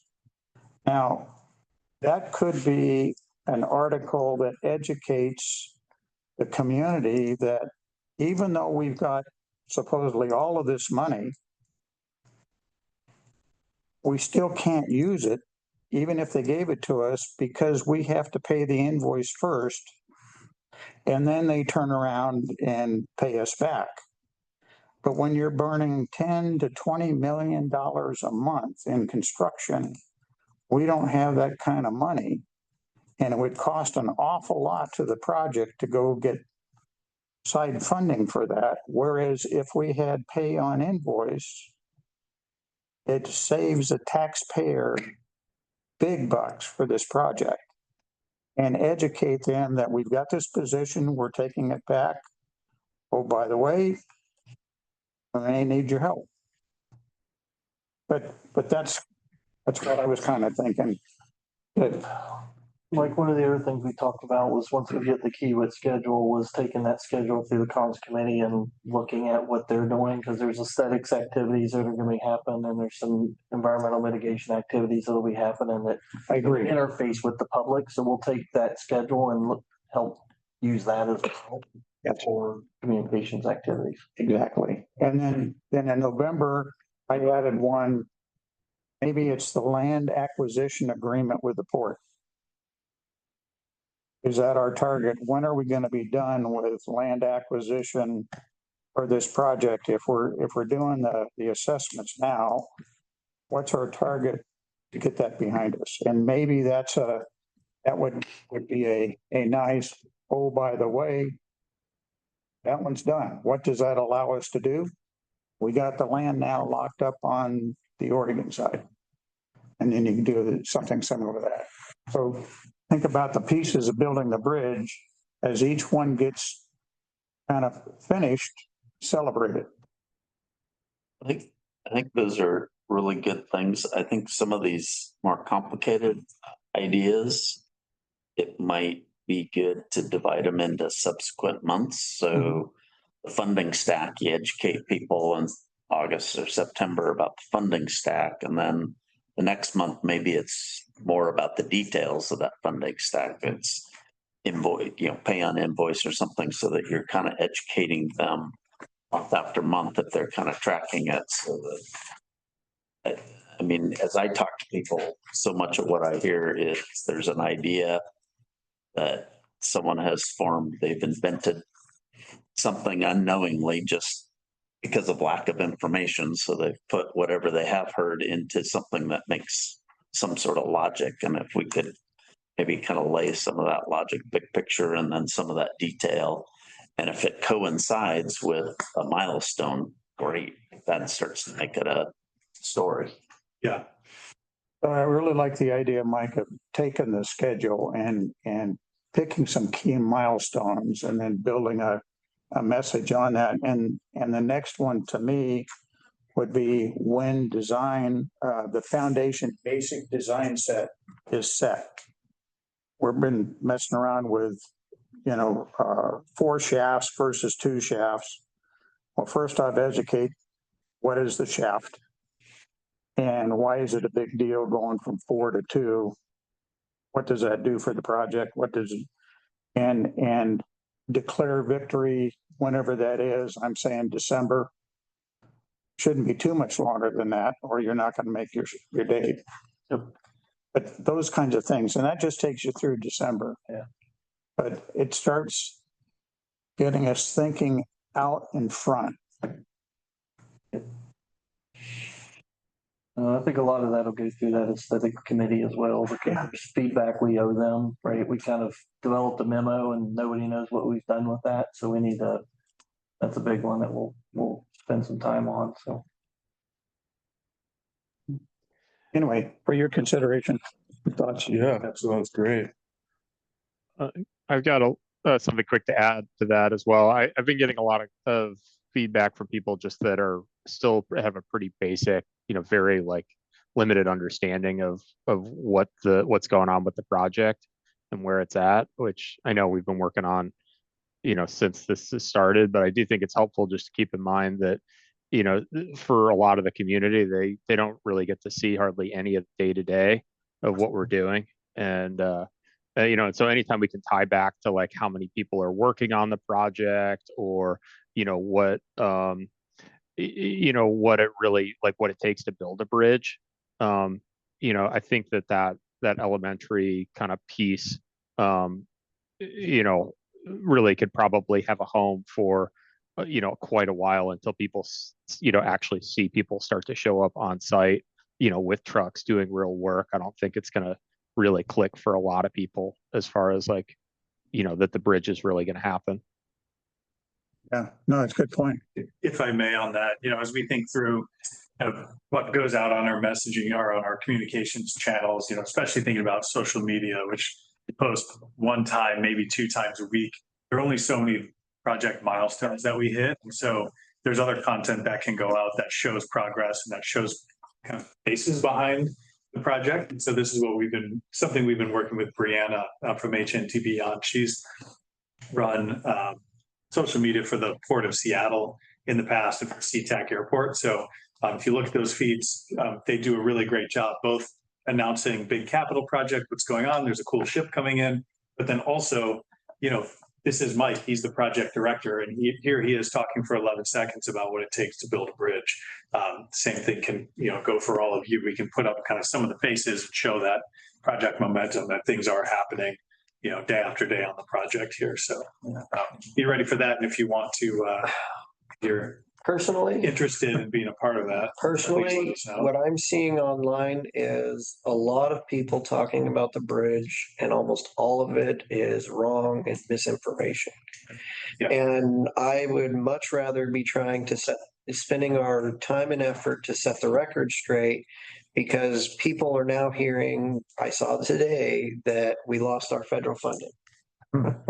So if this is what people are believing, we've got to be spending, I think, our time on that, fixing those assumptions, because that stuff spreads like wildfire. And while it's nice to have 11 seconds of who Grant is, I don't think, for the most part, we need to be spreading the facts about and continuing to spread the facts about the project. That's all. And we got to focus. That's all part of it. That we've all been talking about with the comms committee is being more proactive. And I think you're going to start seeing that out of the comms group, of being in front of the conversation. So getting that out there, and people are seeing it. And I think getting it on social media like LinkedIn and Instagram, and having people educated more. But I think that comes from us getting the stuff out. Well, and you got to put it in places that people are actually looking at. When we only have 12 followers or whatever. And we've talked about that too, of not putting it in places where people aren't paying attention. And we've got 2 people right now in our meeting that are putting a lot of information out that we can use as resources, right? That aren't even a part of anybody here, right? One of them's sitting in a room and one of them's online, that put a ton of information out about this project, making sure that they get good factual information, and helping them put those stories out. I think both of them have put out really good stories and try to get really good factual information out. I think using them, as well as using them about what they're getting questioned on. They're probably getting as many questions as anybody about what's going on. And I think we need to bring them into the conversation and ask them, like, what do you want to report on? What is something that you feel like people are asking you to report on? Because you're right, just putting out stuff people don't care about is a waste of everybody's time. We need to be putting out stuff that the people want to know about and what they're interested in. Or where we need help. Yeah. So I'm hoping in 3 months from now, you will see a tremendous difference in how things have been going on. Well, if not sooner. I'm just hoping that, for the amount of money that we're spending on communications, that the average person in the gorge would just balk at, right? My hope is, well, not anymore. I will tell you right now that the comms committee is not spending a whole lot of money of anything. They have changed their process for how they're spending money. But I'm hoping that in 3 months, you will feel like you're getting good value out of what you're spending. Because we have heard that conversation for quite a while, and I want to reverse that conversation. And I think there's a lot of effort going into reversing that. So for anybody who's listening, we did not lose our federal grant. We did not, no. I actually heard that at church on Sunday. And I fixed that part of it. But yeah, it's out there. Oh. Okay. Phase 1B update. I don't know what we've pretty much covered all of that. We've covered all the rest of it. And we've talked about the commissioner travel to DC. We get that behind us. Yeah. You want to rip down through the upcoming items? Anything you want to highlight? The biggest thing is that getting shifted into right away. We had talked for quite a while about bringing in some presentations and things. We're going to start ramping that up. So, over this next few months, you guys will start seeing some presentations and there were actually maybe even the start of that in what he's going to talk about today. But we wanted to start making sure you all are informed on maybe processes you don't do every day, right? But where you're going to have to make a decision. We want to make sure you guys have all the information to be able to do that. So we'll start transitioning. So it's exciting. I mean, it's actually really great to be able to actually be moving into the next phase and like getting something moving forward. And I'm glad to see us going to this next step. So it'll be exciting to. Well, to me, it shows that this team has always had a plan A, a plan B, and a plan C. And when we hit a roadblock on plan A, we shift to plan B and keep going. So it just very fortunate that we got both states to fully commit. That allowed us to move into plan B. Otherwise, we'd be sitting here looking at each other for. Well, and I'm hoping that they will help us to bring our final partner to the table and make this thing a reality, because they have put a lot of sweat equity as themselves into making this project something, and have a lot of skin in the game now to see this be successful. And I hope that that will now translate to our federal partners, coming to the table and make it happen. So. Yep. Okay.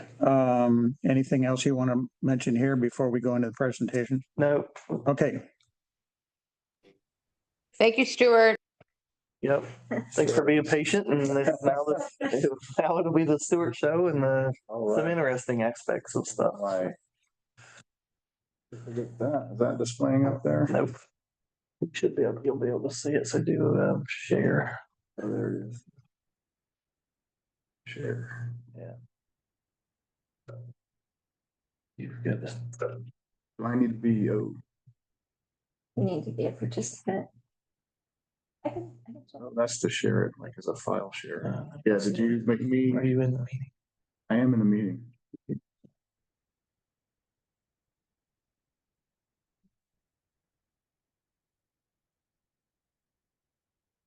Yeah, yeah. I think I got it.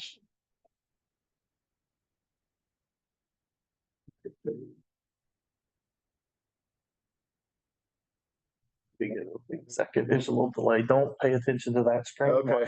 Because there's a delay. All right. Great. Well, for those of you on the call, my name is Stuart Myers. I work with Mason Bruce and Gerard, and I'm part of HNTB's team helping to support management of environmental regulatory compliance for the project.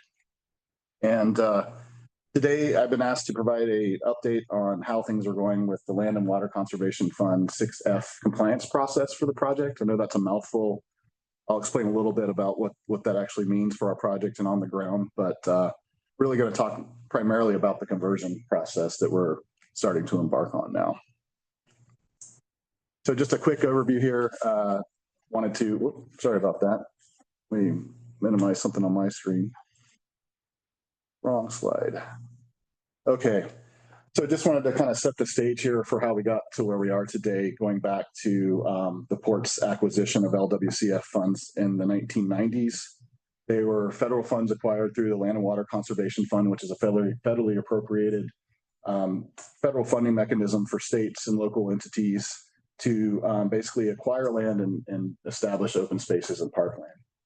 And so in the 1970s, the port acquired these funds to basically expand and further develop Marina Park. And the replacement bridge of southern alignment actually occurs within the LWCF boundary. It's about a couple hundred feet downstream of the existing alignment or west of the existing alignment. And that southern approach will occur within the encumbered area for Marina Park, which per LWCF rules, that is a conversion of use. And that is taking a recreational property and turning it into a non-recreational property. So the new bridge conversion will require offsetting of recreation land. It's basically kind of a mitigation process to be acquired to develop recreation land elsewhere for that offsetting. And I just here the last bullet on this slide, I just want to point out that the LWCF process is administered at the state level by the Oregon Parks and Recreation Department, and at the federal level by NPS, National Park Service. So fast forwarding to kind of where we are here today, a little bit of the background on where we're at. So the first thing we did right out of the gate was we needed to confirm and coordinate with some minor tweaks and changes to the actual LWCF boundary for Marina Park. When we started this process, we got some grainy old maps from the state. There was really not a really good breadcrumb trail on what the actual boundary was. So we had to do some due diligence looking at tax lot records, some of the grant applications that the port submitted to OPRD to acquire some of these lands. And through that process, we went through a slight boundary update process. And so this figure here on the left, you'll see that's snippet, a screenshot from a map we prepared, and it's showing part of the LWCF boundary. It's that green dashed line there that kind of skirts around those two orange and yellow polygons. Part of that process ended up excluding property at 600 and 700 East Marina Drive. And the reason for that was back, looking at the breadcrumb trail we had from those old rainy grant documents and tax lock records we had, showed that area was really going to be set aside for non-recreational use. It was shown that was going to be future other services. So, and that's on the lower portion. Right, that's right, Commissioner Fox. So the sort of the orange polygon there, that's why I kind of zoomed in on these two polygons here. So that's what we're calling the exclusion area, 600 and 700 Marina Drive. So that area is not encumbered by 6F rules per our coordination with OPRD and MPS. So the next step was to confirm the conversion footprint with both parties. And the conversion footprint here is graphically shown in the yellow polygon. That's basically the footprint for the permanent bridge right of way and the construction and lay down staging areas. So the areas that'll be permanently impacted by the bridge, also with the areas that'll be encumbered for 5 to 6 years to build the bridge. Fairly recently, within the last few months, we submitted a proposal to OPRD to request that they consider removing the temporarily encumbered areas from the permanent conversion footprint, with the rationale that those areas were going to be going back to park amenities. So in other words, the areas that aren't encumbered by the bridge will be going back to either parking lot, the waterfront trail. We'll have a temporary detour for 5 or 6 years that will be more or less put back in the same location. So everything outside of the permanent bridge footprint will go back to recreational uses. But in the LWCF manuals and per state and federal rules, any encumbrance for over 180 days is considered a permanent conversion. It's a long enough time they've deemed to take that land out of recreational use that it's a big enough impact that it just gets woven into the full conversion footprint. So that area is about 3 acres there you see in the yellow. So that's the area that we are working with on this conversion process. Also, recently we've initiated appraisals of that land. I'll talk a little bit more about why land evaluation is important for this process, but that's just another key aspect on the trail we're blazing here for this compliance effort. And we're also have reached out to local folks involved in Parks and Rec, open space, land management on potential replacement properties to start programming in that conversion replacement that's required. So a few more slides here on just the replacement land requirements. I mentioned those appraisals. Well, this first bullet here really speaks to that. So one of the key rules for a conversion is that the replacement land that you're proposing to replace an encumbered converted LWCF land must have the same or higher fair market value than the converted land. So the cost of the land is a big component of this process, not just making sure you're providing recreational opportunities over here to offset your impact, say over here. Another aspect of this is that the replacement property must have reasonably equivalent usefulness as converted land. So that's what that means, is it provides a little bit of flexibility on what you provide. So in other words, if, let's just say for sake of the discussion here, if the encumbered area is parking lot, grass, some old port buildings on the trail, it doesn't mean you have to do in-kind replacement and go find somewhere else just to put those exact items into an existing park or creating a new park. So there is some, I guess you could say, flexibility on what the mitigation or replacement land looks like. Wanted to also point out that wetlands meet the reasonably equivalent usefulness requirements because of the recreation and open space value. So the idea there is that, wetlands are worth preserving. LWCF does have carve outs and talks about the actual law. The act talks about the importance of open spaces and natural ecological settings such as that. So, in my mind, that's actually could be a benefit for the project because, typically property that could be developed that has wetlands on it, there's, regulatory scrutiny, there's costs. Sometimes there's mitigation if you're going to impact wetlands. So a lot of times if land has wetlands on it, it's not as, say, attractive for development because of those regulatory requirements and costs associated with impacting them. But for LWCF, wetlands work for replacement. And from a geographic standpoint, the replacement property doesn't need to be directly close by the converted land. There's no, say, specific quantitative, it has to be within 5 miles, 10 miles, et cetera. But it has to qualitatively serve the same general community, right? And that makes sense, right? If you're taking recreation land here from the community, you want to make sure that same community can benefit from replacement. Sure. So in this case, is there, because this land's, looking out on a river, does the replacement property have to have anything to do near another aquatic body? It does not.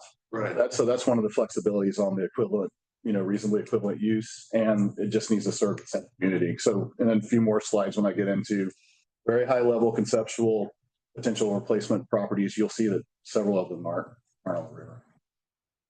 Yeah. Just one other question related to your first bullet. Does the replacement property have to be a single property, or can it be multiple properties put together? It can be multiple. Yeah, you can kind of patchwork it together.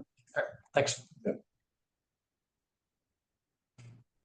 So one more slide here, just to kind of drive home some of the nuances of the replacement land requirements.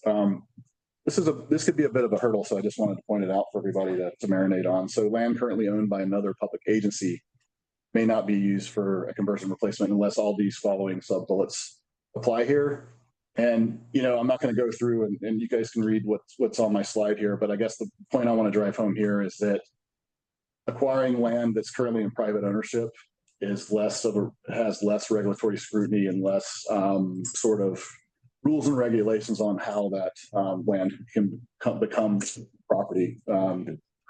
And I tried to understand the rationale with the rules and the laws on this one. I've had a hard time, but I think basically it's just looking for no net loss. I think a lot of times the rationale would be that public agency land is already going to be programmed for recreation. So you're kind of taking what would have already been recreation land kind of out of the mix there. And they want it to not sort of impact, if you will, other public agencies or other properties that would be moving that direction anyway. So with the next few slides, I'll transition into just, again, a high-level overview of some of the properties that we've had some discussions with some of the local Parks and Rec folks, folks that are involved in land trusts, just folks that have their finger on the pulse of this area and where there are potential recreation development opportunities. This first one, and this gets back to your question about location and reasonably equivalent use. So this is what we're calling the Mills Parkdale property. It's in downtown Parkdale. I assume most of you have probably been up there. It was pretty hard to miss this spot. It's a pretty small community. It's a former rail depot. It's about 4 acres in size. And in coordinating with River Valley Parks and Rec, they've been eyeing this property for a few years now, I believe, and they do have an option to buy the site, and they are pursuing it as part of their, expanding their portfolio of their properties. It's within the district's master plan. And at a very high level, in fact, I've had a conversation with the OPRD contact we have with the project, and he said, again, at face value, don't take this to the bank, but it seems like it could, if the fair market value and the other nuances are met, that this could potentially satisfy those replacement land rules. But there's one key nuance here, and I mentioned with my slide a few slides ago that if the district purchases land, I would recommend to the port and the authority to request preservation of eligibility from OPRD and NPS.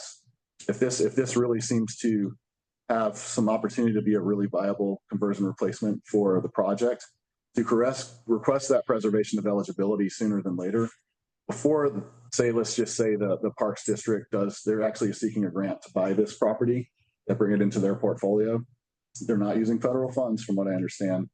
But let's just say the Park District does buy the land. Like I said a few slides ago, if the land's already owned by a public agency and going to be formally dedicated to park use, then it just makes it a lot harder to pull it through the conversion. I have another slide on preservation of eligibility towards the end of my presentation where I'll reiterate that theme again. Stuart, maybe you have this later, I don't remember. Can you also go through kind of what the role of the port is, the role of the authority, the role of OPRD, and the role of NPS related to who ultimately finally makes the decision on the mitigation parcel? And some questions we got before also were about, once you buy this piece of property, who owns it? What are they required to do with it? What are they signing up for? Okay. Like, kind of just give them some background on. A lot of questions there. There was a lot of things related. I guess I'll first just touch on the kind of roles between OPRD and NPS. So NPS does make all the final decisions on conversions, boundaries, et cetera. But they do that in consult with their state partners. So basically, if an OPRD is who we work with on the day-to-day basis, we basically work directly with OPRD, and then they liaise discussions and decision points with NPS. So if OPRD is on board with our conversion, my assumption is that NPS would be too, but ultimately the buck stops with the federal government, the National Park Service. In terms of the ownership, kind of the rules and the dynamic here between the authority and the port. So the port is the LWCF sponsor. They took the funds and they're technically on the hook to ensure that the conversion is satisfied. But in a lot of cases, like I'll use ODOT for an example, a lot of times ODOT triggers the need for conversions often because they expand a highway. They don't own that park, but they're triggering the need for something to happen, and they're triggering a fairly restrictive rule that requires time and money and energy to make sure everything's okay. So a lot of times you'll have that other party come in and trigger the conversion. So really, in talking with OPRD, it's expected that the sponsor of the port and the authority work together to sort this out and make sure it happens, per the rules and on time and everything else. Moving forward with the converted land, there's still a question on whether or not the authority can actually be a project sponsor. And this gets into kind of the intricacies of the authority's charter and what is their focus is really to replace the bridge and maintain the bridge. So I have had discussions where there would likely, and I would assume the authority might support this. Of course, it would be the authority to decide, but that there would be a transition of sponsorship once the new park is established or the expansion of the park is established, so that an entity that's better suited and really wants to maintain parkland can take on that role. But with taking on that role, you take on the LWCF encumbrance for the new property. So in other words, let's just say, I'm just throwing this out there, but maybe it works out here at the Mills Parkdale property. It'll have the same LWCF restrictions that the Marina Park has. So it follows wherever you mitigate the impacts on one side. Did I cover about everything? I guess the authority is not required to own the mitigation parcels. No, but it does require formal.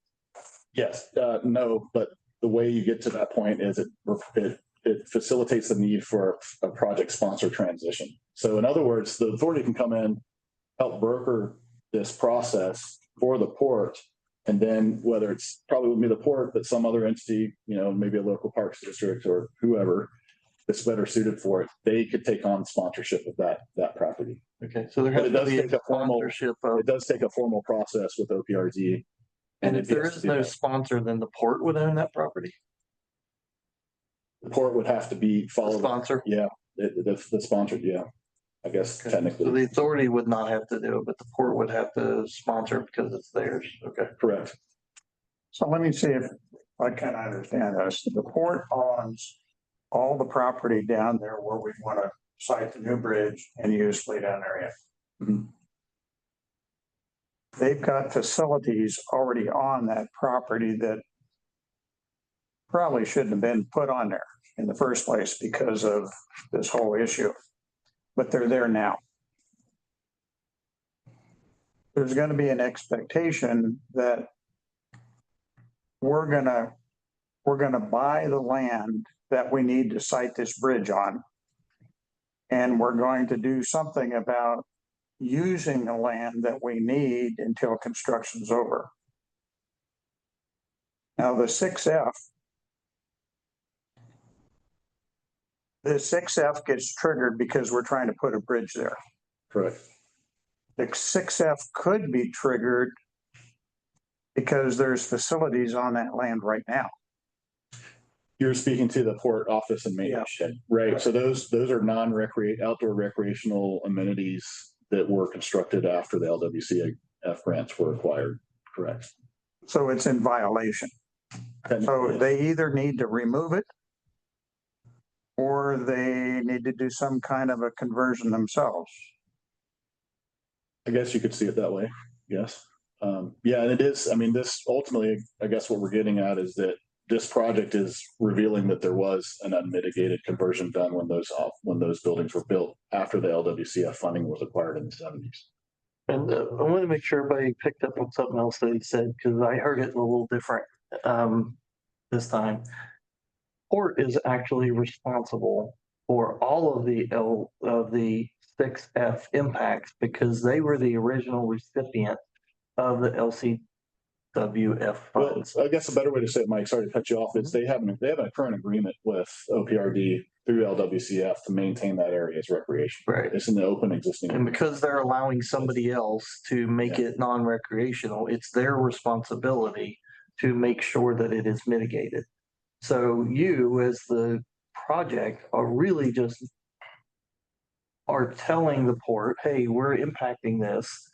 And if the port has to then say, oh, wait, that's a 6F, we're going to have to mitigate it. Now, you're stepping in and helping with that because it's your project and you need to get the project. So you're helping them with this mitigation to some level because you're part of the reason. But yes, there is two reasons that there's impacts, the previous buildings as well as the new project. But it's the responsibility of the port to make sure it gets done from the 6F part because they were the ones that took the previous funds. I just want to make sure that. I think that makes sense. What I keep coming back to is there's really two operations going on. One, we need to own the property from the port and it's encumbered by the LWCF. Thank you. So we're going to buy that. And then because we're buying that, we're probably going to participate in that mitigation process financially. But I think and I don't know if I speak for everyone, but I think what we're concerned about is, okay, if we have to participate financially, fine, but we don't want to participate really in any other way. And that's, as your owners rep have asked those questions, I've said, the Bridge Authority has a single mission: build a new bridge and own and operate it. Their view of the world is a narrow crossing across this river, and they're not in the business of owning and maintaining parks. So there is a process for transitioning project sponsorship to another third party or the board if it works out with that. But do we have any concerns at all that our grants won't pay for this conversion? Not really, but it's certainly something we would want to track down. It's a part of the federal process, so I assume. I mean, I can certainly see we're going to buy the land from the port to put the new bridge on. Got that. We're going to rent the land or lease the land for laydown area during construction. I get that. But what beyond that? Since we don't own the land, we don't own the rest of that land and we don't want to. I guess there's kind of a fine line there, that responsibility that we got to be careful of. Well, but we're going to buy the land that has that restriction on it. Right. Whether it's been broken previously or not, we're going to change that in perpetuity. So that's why we get the opportunity to participate in the mitigation. It's kind of the way I look at it. I use the ODOT example, like I said, to get my head around it, because ODOT does often trigger 6F conversions because of having a wider road or widening the road and impacting a park. And so they're not the sponsor in that case, but the expectation is that they'll help satisfy the 6F requirements because their project's triggering the conversion. So two things come to my mind, and we've already talked about the one, getting credit for the bridge. But the other piece of this thing is their ability to challenge their decision on that temporary access. You don't build a bridge in 6 months. Right. That was what he was saying at first. We made that request. We've submitted. I know, and they turned you down. The first answer has been no. So as you typically want to do, we can ask again. Yeah. Is there a process to appeal? It's just, I think just getting in front of the right people, in the both organizations. I don't think there's actually a process for appeals of determine, what OPRD and NPS, if they make a decision. I don't know if there's a formal appeal process, but I can't imagine that they wouldn't be open for another discussion on it. We have a hand raise. Clay. Yes, Clay? Commissioner Fox, good afternoon. Commission and staff. My name is Clay Courtwright. I'm a Columbia District Manager with Oregon State Parks. I am not on the LWCF side of the house. We have folks that work with the Land and Water Conservation Fund. I'm on the operations side. So I cover about 8 counties, 70 parks, 100 rangers in the field. I'm on the ops side of the house. I was listening to a lot of the dialogue. One simple way to consider looking at this is Viento State Park, about 9 miles west of Hood River, was purchased originally with Land and Water Conservation Fund. We adhere to the guidelines there it's a campground, recreational opportunities. The Yasui property is 69 acres. It's about 60 aquatic on the river, 5 terrestrial, and 4 wetland. That type of property, if interested, and I would defer to your consultant or Friends of the Gorge that is much more versed in this type of thing than I am, but that would be something adjacent to Viendo State Park that clearly, in my opinion, from a rec side of the house, would meet the spirit of this type of work. OPRD's commission would have to approve us managing that property. But from my level in the operational side of the house, we would be willing to do that if the family was willing to sell it. So I don't want to belabor it or take too much time, but just sharing. I think there's rec providers out there, whether it's Hood River County, Oregon State Parks, that can look at this and keep it simple so that there's not the concern for the port and the bridge authority to build the bridge to be encumbered with all of a sudden, wait a second, now I have to manage X number of acres of wetlands or recreation. So for peace of mind, I'm a simple-minded person. Like, I think there's folks out there that would be willing to help with this. All right, thank you for the input. Yeah, and thank you, Clay. Actually, the Yasui property is one of like 2 slides away. So we're on the same page. I appreciate you chiming in. Thank you. You said something earlier about this specific property. So it says in your slide it meets 6F replacement, and that we could essentially ask the Hood River Parks and Rec District to be the stewards of it and sort of hand off. It's a project sponsorship change. Project sponsorship thing. So I guess what that says to me is that it solves both agencies' needs. We take care of our need, and then Parks and Recs gets the property that they wanted to get anyway. That they've been waiting to have. Have we engaged Parks and Rec and told them that that's a pathway that we both get what we want? I've had conceptual high-level conversations with Mark Hickok at the district, and I think there's a third piece in here, though, guys. It's the market value. And the third piece is the money. Okay. We don't have a lot of money. We don't have enough money to build a bridge, much less build some more parks. Right. Okay, so I think we got to keep that in the back of our mind, that priority number 1 is to get a bridge for the community. Without it, the community is in deep trouble. So we got to figure out how to get the money for the bridge, and then everything else, we need to try and keep it into perspective. In my perspective, we're taking land from the port that's kind of already in violation, and we're going to fix that. And when we're done with it, it's going to be better than it is now. The buildings will be gone. There'll be green grass. There'll be pathways. The parking lot will be repaved and repainted. It'll be in a better condition than what it is now. And the little piece of property that we're using for the bridge, I don't have a problem personally finding other land to replace that. Or to me, we buy it from the port and the port deals with, 6F. That's my simple mind. But to me, my priority is we've got to get a bridge built. And down on the list is providing a park.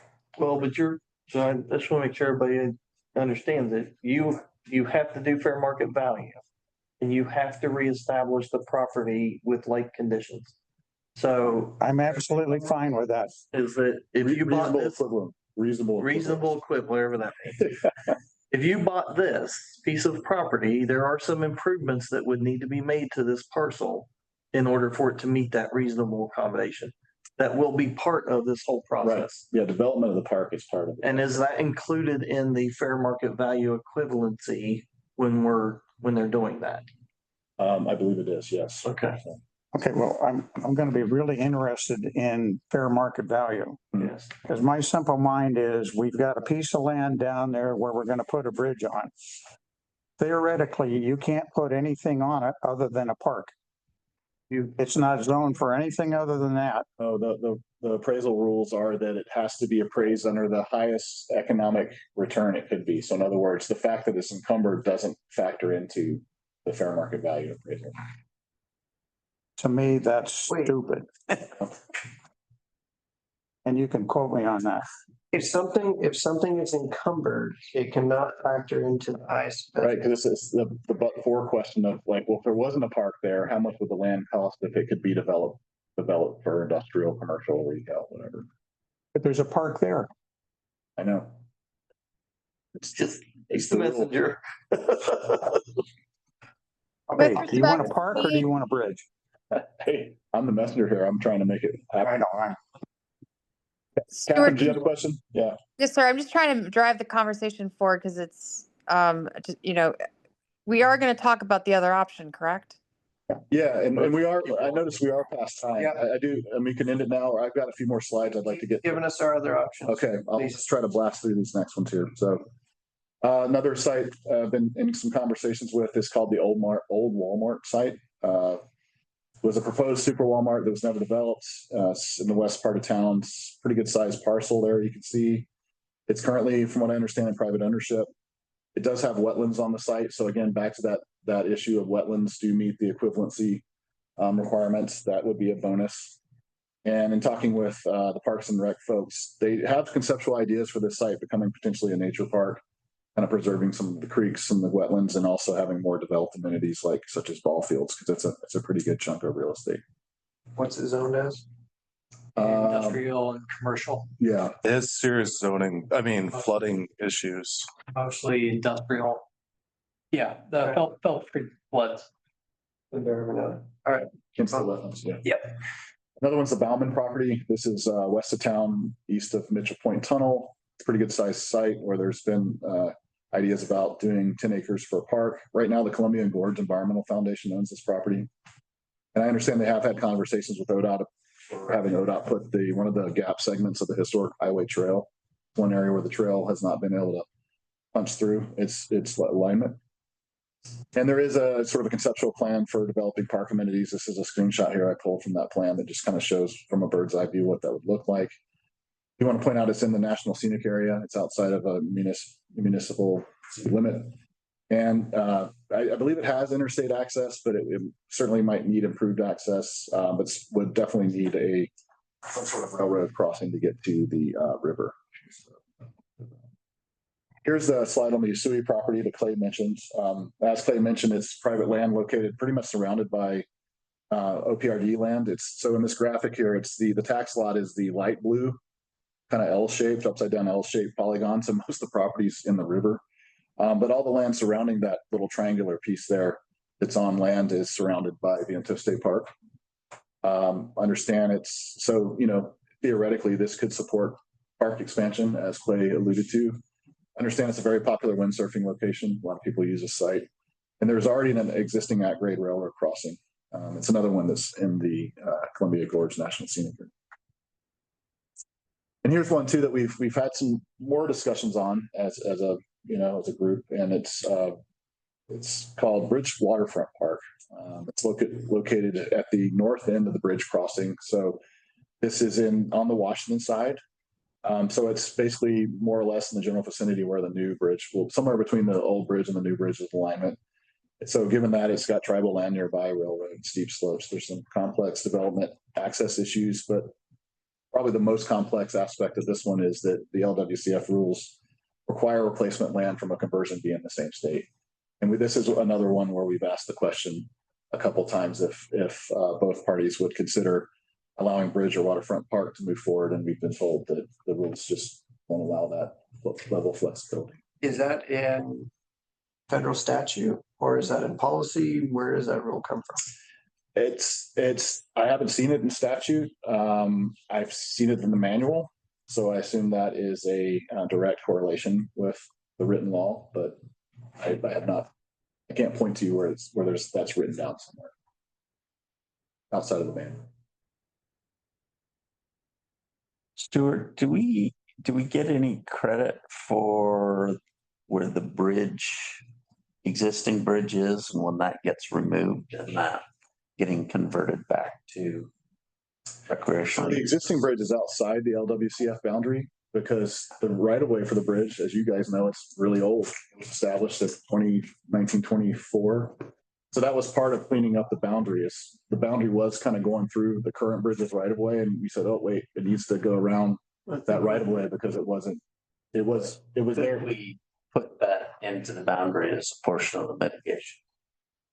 So in other words, using the former bridge location to expand the park. Yeah. I don't see why. I mean, we'd have to look at how much land we're talking about, the value. I'd assume the value might be similar, given that it's right next door to where the conversion is. In finding a sponsor, those types of things. Yeah, I mean, in theory, it would work. It would tick off a lot of the requirements that are more the kind of low hanging fruit. It basically picks up the actual alignment of the new bridge coming in and the old bridge alignment, and you do this, swap it. Yeah. Yeah, and it's probably not enough because we're going to use way more than we do now, but it's maybe a start and it gives you a little more ground to work with where the new bridge takes off to kind of work with bikes and peds and people getting on and off the bridge and that sort of thing.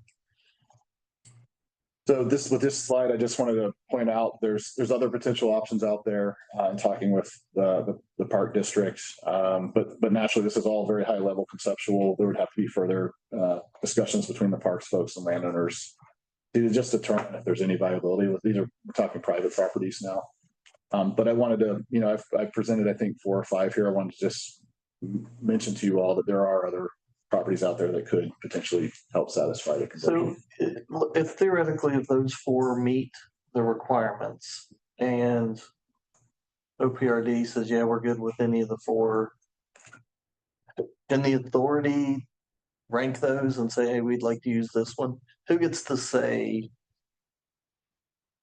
Yeah, choose that. It'd be the 4. Well, it gets to my last slide here where I mentioned preservation of the eligibility. I think that kind of helps to answer your question so that there's some flexibility on, okay, we have maybe 2, 3, whatever options. We need more time to discuss and program how we're going to pull this off with the port.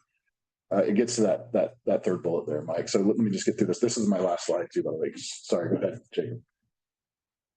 Well, do you want to finish your thought and then I got a comment? Sure. So next steps, this is my last slide. We need to complete those fair market value appraisals of the converted land. That's obviously very important to establish that benchmark. Continue conversion replacement property due diligence, having discussions with folks involved in open space and park lands in the area. We've already got a pretty good list now. We need to keep vetting those. I'm going to make a pitch to, once we do a little more work, due diligence on some of these properties, request preservation of eligibility of candidate replacement properties. And it gets to your point, I think, Mike, where it's basically the way it's been laid out to me, it's a pretty simple process. You address 7 or 8 questions about the property you're looking at.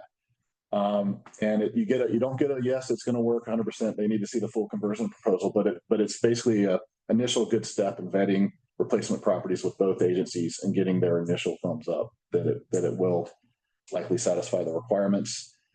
Almost more importantly, it preserves eligibility if a conversion replacement land needs to be acquired before the final conversion is approved. So back to the Mills property in Parkdale, if the district gets the grant funding that they're going after and they're able to buy that land, and the authority and the port are keen on seeing if that property could make its way into being replacement property, preserving that eligibility now before the public entity buys it from the private landowner makes a lot of sense and preserves it for moving forward without having to go through. It's owned by a public agency now, and there's definitely more rigorous scrutiny on trying to. Who owns the property down in The last one that you showed us by Benita Park. I think it's private ownership. I think it's the Yasui, this one. Yeah. Yasui. So for the fair market value, I was just looking at some of the maps. So FEMA is currently doing its floodplain hazard update for Hood River County. So the preliminary flood hazard area has zone A for most of the parking lot. So obviously that data is preliminary, but that should be finalized within the next 18 months. So shouldn't that knock the fair market value down significantly? Is it currently not in the zone A? It's currently not. I would definitely think so. It's certainly something appraisers, I would think, need to keep in mind as they do their work. So yeah, I was just saying, maybe it'd be worth waiting until that information becomes official, that flood data, and wait and then appraise it. Well, that gets to kind of like, that's a good point. It helps. Maybe I should make a few comments on just the overall, this schedule relative to the bridge schedule. We've got NEPA wrapping up. We've got a bridge we're trying to build. I guess one benefit is that this conversion process can be more or less on its own schedule. So in other words, we don't have to have the conversion, have the ribbon cutting ceremony on a new park before the bridge can start being constructed. But both parties, both the state and NPS, need to see that meaningful progress is being made. You know, we have to keep driving the bus forward and showing that we're making progress. But, you know, they understand this is a very important project for the community. They don't want the 6F process to hold up construction, but there does need to be meaningful progress being made as the parent project keeps full steam ahead. So if I just may say, to me, I look at this as, are we having an impact? Yes, we're going to have an impact on the boat ramp, and that is a certain percentage in population of recreational users. And we should be focusing on being able to replace that somewhere, whether it's in Washington or Oregon. And I would want something from, this was federal money that was used, so it crosses state boundaries. What we should be doing is, and it's not a permanent, I know it's considered permanent, but it is only a temporary impact. I think for where the mitigation should occur is where the actual hurt is being felt. And if we can invest in something that's going to increase the access to the water, that's where we should be focusing it on, as well as on the park side. It makes no sense why a park on the Washington side that is going to be connected by however many millions of dollars of a sidewalk to get there wouldn't be included. And the red tape is ridiculous. And I want a real answer on why you can't do that. So one other question I have on NEPA. If the mitigated parcels are outside of the project footprint that has been cleared by NEPA, or what's our responsibility in clearing the mitigation parcel? Good question. It's the project sponsor's requirement to go through any kind of regulatory scrutiny on which would be full NEPA. Could it be like a do they reconsider it as like yeah, Cat X? We've had that conversations where it'd be pretty easy to meet a Cat X. It wouldn't be in a separate EIS or an EIA. So NEPA would be, I think, fairly reasonably be able to be done, but you still have your cultural clearance. Well, that also depends on what you're going to do to the property, right? Right. I mean, if you're going to make a park, it's probably going to take a full NEPA. Well, but there's a Cat X process that's pretty streamlined where it falls below being extraordinary circumstances. That's a very NEPA-centric term where it's more of a streamlined approval process. You would need to do a biological opinion, biological assessment. ESA would be triggered, but it could be done programmatically. I mean, there's ways to streamline permit a small development like this where it wouldn't be a 15-year NEPA EIS. Something that was within the footprint that was already through the NEPA wouldn't have all that. If it's already been cleared and it's already been. Presumably, yes, as long as the data covers the footprint of where the park is and what the actions the park development would do. In other words, right? It might cover the ground, but it doesn't cover the actions. Right. Well, Stuart, I appreciate you coming in and sharing this with us. I understand the complexity on the Oregon side just because of the number of owners and agencies involved in this thing. Have you looked at the Washington side and what kind of an effort are we looking at on that side?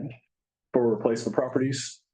Getting properties in place for the bridge, and are we gonna have to do anything like a 6F over there? Several times that we can't do it in Washington. We've really been focusing on Oregon. Just And to there's keep no the sixth process. step on the Washington side. Well, and another complication with if Washington was able to be brought in, and I'm not saying would make it impossible to do, but you do bring in the Washington State Department of Recreation as well. They'd have to be willing to take on oversight of it and. Okay, different. He's asking, is there any sixth impacts on the Washington side? No, oh, no, with the bridge project, no. Yeah, so on the Washington side, it's more transferring land from the county. There's one piece of land that we have to buy. Just from the straight up right of way process, yes. Yeah. Yeah. And there's nothing else that you can see like we're having to deal with. No, there's no, as far as I'm aware, there's no 6F triggers at all on the Washington side. That's been vetted. Okay. Thanks for hanging in there with me, guys. It's 4:21, but so yeah, so we've got a lot going on. Once we get those appraisals wrapped up, that gives us that benchmark, that like value benchmark. Then it might be a good time to go back to both PRD and NPS when we have an actual number and say, okay, here's what we're dealing with. Got a bridge project to enhance recreation. It's going to tie into the park that we're encumbering. 3 acres of that property, you know, thanks for bringing up the fact that it's going to be encumbered by the new flood zone. That's an interesting twist. But my take, just being real with you here, it's going to be probably valued pretty high. 3 acres in that site. But it might be a good time to go back and have some additional conversations with both parties just to see how we can work out an equitable and reasonable solution to mitigate the impacts. We got to put together a story for that. Yeah.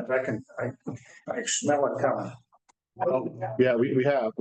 So what, you have to value it based on it being a high-story hotel? And Just based on the nuances of the site and where it's located, what would be the highest, the highest economic use of commercial, industrial? That's why, frankly, the appraisals they're struggling because it's this conceptual approach to not really what's there now, but what it could be. Right, but you're trying to replace the property with itself in the end, in the long run, right? And you should be valuing it at its highest and best use is what it is. Yeah, I think frankly, and this is my own color commentary, so take this with a large grain of salt. I think the LWCF rules are pretty restrictive because they just, when people take that funding, they don't want people messing around with it. So that's my take. I could be completely wrong, but having, been working on this for some time now, it is pretty restrictive. And that was a hard pill for me to swallow too, as well. That's why I think we got to create the story, and it's not a story, it's real. We don't have deep pockets like other organizations have. We're scrambling for every nickel we can find and getting an evaluation that's millions of dollars over what you could really put on that piece of land. That's just not right. That's why, our proposal to exclude the temporary laydown in TCE areas seemed reasonable to me because of the cost and your charter and your mission. And at the end of the day, it's going to be, after 5-6 years, it'll be parking lot and grass outside the footprint. But unfortunately, we got to know on that. I think we got pushback on that. We get no's a lot, as you've heard today from people that tell us, and then a year later they come back around and go, "Oh, actually, that makes sense." Talk to the right person. Yeah. So my recommendation again would be to, once we're working on the appraisals now, let's get that number. I think it's going to be pretty big, and let's be sure to not just do that appraisal, also do an appraisal for what its current is for its current use. I just did this, I did a residual land valuation, but then when I got done with that, I said, okay, I want to know what is it currently, like what's the value now, because that is what you should be doing, and we need to have that information when we go talk to the decision makers, bosses, to say this doesn't make sense. Right. Yeah. I didn't mention that the final appraisal has to be a yellow book federal appraisal, which apparently has a lot of requirements and scrutiny. But we are doing now a high level preliminary appraisal just to get that number within a ballpark setting so we can continue the conversation. Yeah, we'll ask him to do that as well as like, if you were just gonna go out and appraise this today and What is it's it gonna buy current it with the restrictions, I think what he'd tell you is you can't sell it, so. You can sell it. You can sell it to Could, but another nobody can do environmental anything with it, organization. so it's worth the grass that you have on it, Catherine has her hand raised. so. Catherine. Yeah, Catherine? Hello, thank you so much, Stuart. I really appreciate it. And I've had the good fortune of hearing this presentation before, so I had a head start on a lot of people. But I guess my question is back to, as opposed to trying to fight about against the process of whatever the evaluation is going to be of best use. I think the answer lies in getting the additional pedestrian walkway added on is sort of the answer to all of this and trying to get that and leverage that. Can we get a meeting scheduled with whoever we need to get scheduled to get that conversation started and just get told no again? Or because going back to this is a pretty tight cash flow project and we don't have 6, 8, 10 million to do. And I think another concern, sir, just to bring this up, just knowing what it took to get the tribal stuff where we are, and we're still very far from that.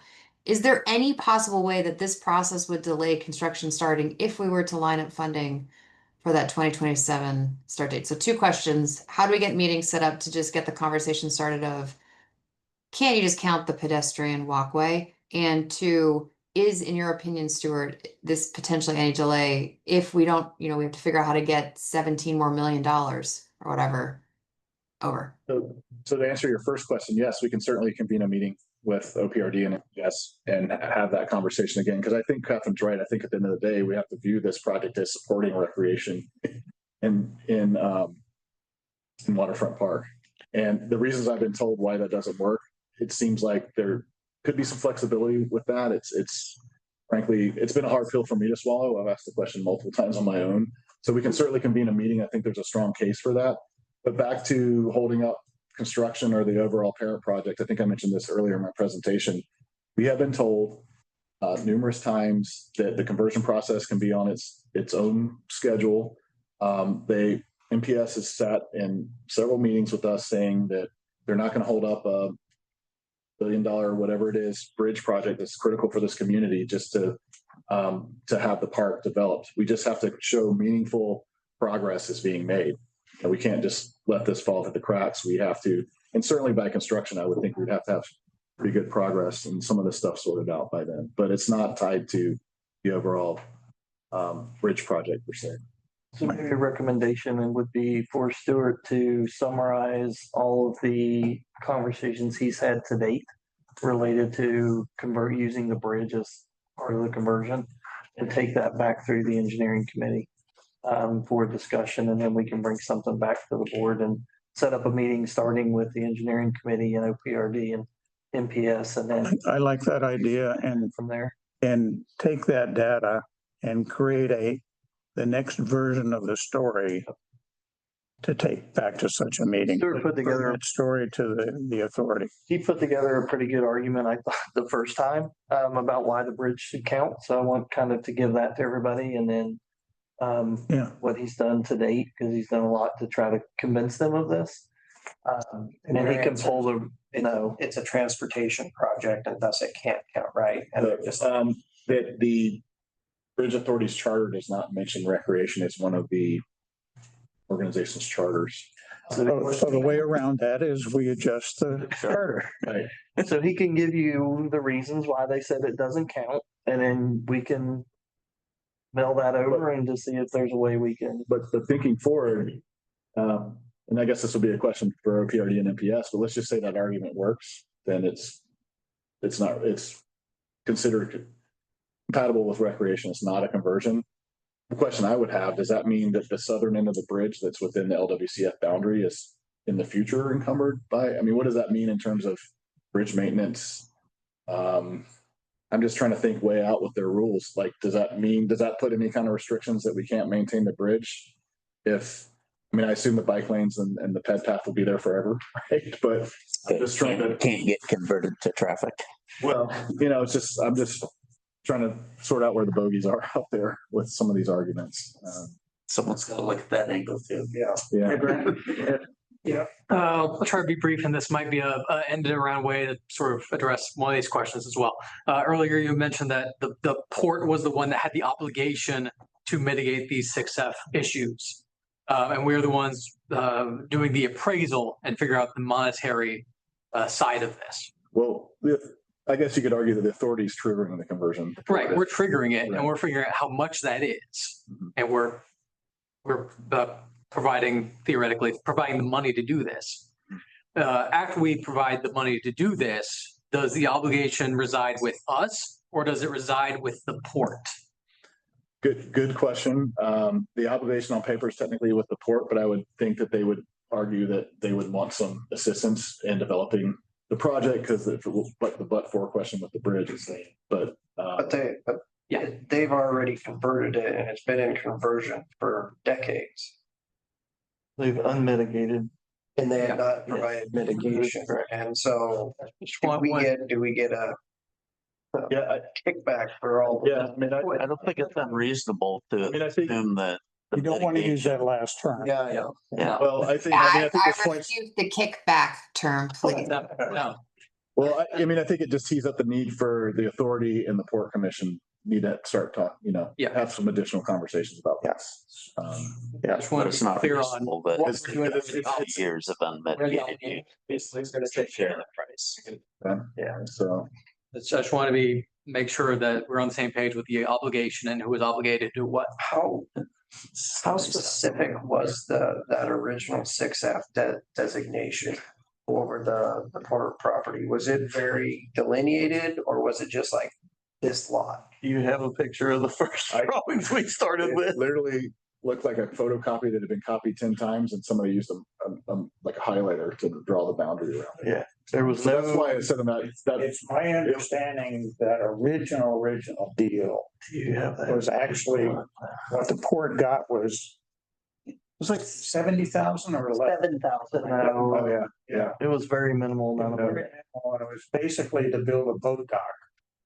And for some utility worth. Yeah, and there was a huge land grab after that. That's where Stuart started with them in defining the boundary. When we originally came on the project, it was literally, it looks like a There was scan. no electronic file or anything. No, it looks like a scan, and it looks like somebody took a crown and said, this is the area that is LWCF. There was no descriptions, no points, no northing eastings. It was literally a piece of paper and a line around. This is going to cost us millions of dollars. It sounds like we should be able to fight that more. Well, and Stuart did an early argument that the port bill and the property that was there should never have been in the boundary as well. The feds have come on to actually help us as well with some of that. FHWA pushed back that some of the area was always transportation. That should not be included. But it wasn't a well-defined area. So they, correct me if I'm wrong in this, MPS and OPRD could not give you a piece of paper right now that says this was the property that was converted. They would have to go back to what the port had under its ownership. Well, I guess it's a little more rudimentary than that. The old maps that showed the before condition of the site that was going to be, the LWCF funds were going to be used to further development just didn't show any buildings. So remember I mentioned 600 and 700 East Marina Drive? There was a little call out in the old rainy sketches and concept plans that showed that was going to be used for other future services. Nothing along where the port offices showed that was not going to be used for recreation. So that's why it was deemed by not me, but by OPRD as being an unmitigated conversion. What year was it? 70. I think the grants came in between 70 and 72. Yeah, early 70s plus years ago. Well, depending on what comes back on the assessment is how hard we need to fight. Yeah, and that's my recommendation. I think we can get our ducks in a row. I mean, I think we still need to keep talking to folks about replacement property just to make sure we're showing meaningful progress, but I think it's time to maybe have those meetings with the folks involved in this once the money part evaluation. Let's make sure whoever's going to it, we've got our act together. I think all the raised grant work that you've been doing all contributes to creating a recreational fabric that leads up to and onto the bridge. And the aesthetics memo actually talks about it being a new public space for the community. And it talks about one community and creating that connection. I think with that and the effort on the raised grant, I think you've already done the strong argument, so I don't need to argue with you. If you do the math, it's at least $200 million putting that thing on the bridge. That's got to be worth something. The bike and ped amenities, yeah. Catherine has a comment. Yeah, Catherine? I think I was on the same page as Eric because my question is the raised grant funding, does it have anything to do with recreation and the wording? And can we leverage that grant and saying that this is actually adding a recreational aspect into the community that was otherwise not present? And then talking about tying it two together. So I do agree, Commissioner Fox, we do need to get our ducks in a row, but I think we ask again and in the meantime, because I'm sure it will take a while to schedule these meetings. We have an internal meeting of whoever wants to be on the call, but Stuart, great job. And I really appreciate all the time on this. Okay, with that, I'm going to try and draw this to a close. We're way over time. Any comments, any further last words from folks here at the table? Thank you, Stuart. Yeah, thank you very much. And anybody online, any final comments? Okay, if not, our next meeting is Monday, August the 25th at 2 p.m. And we are adjourned. Thank you.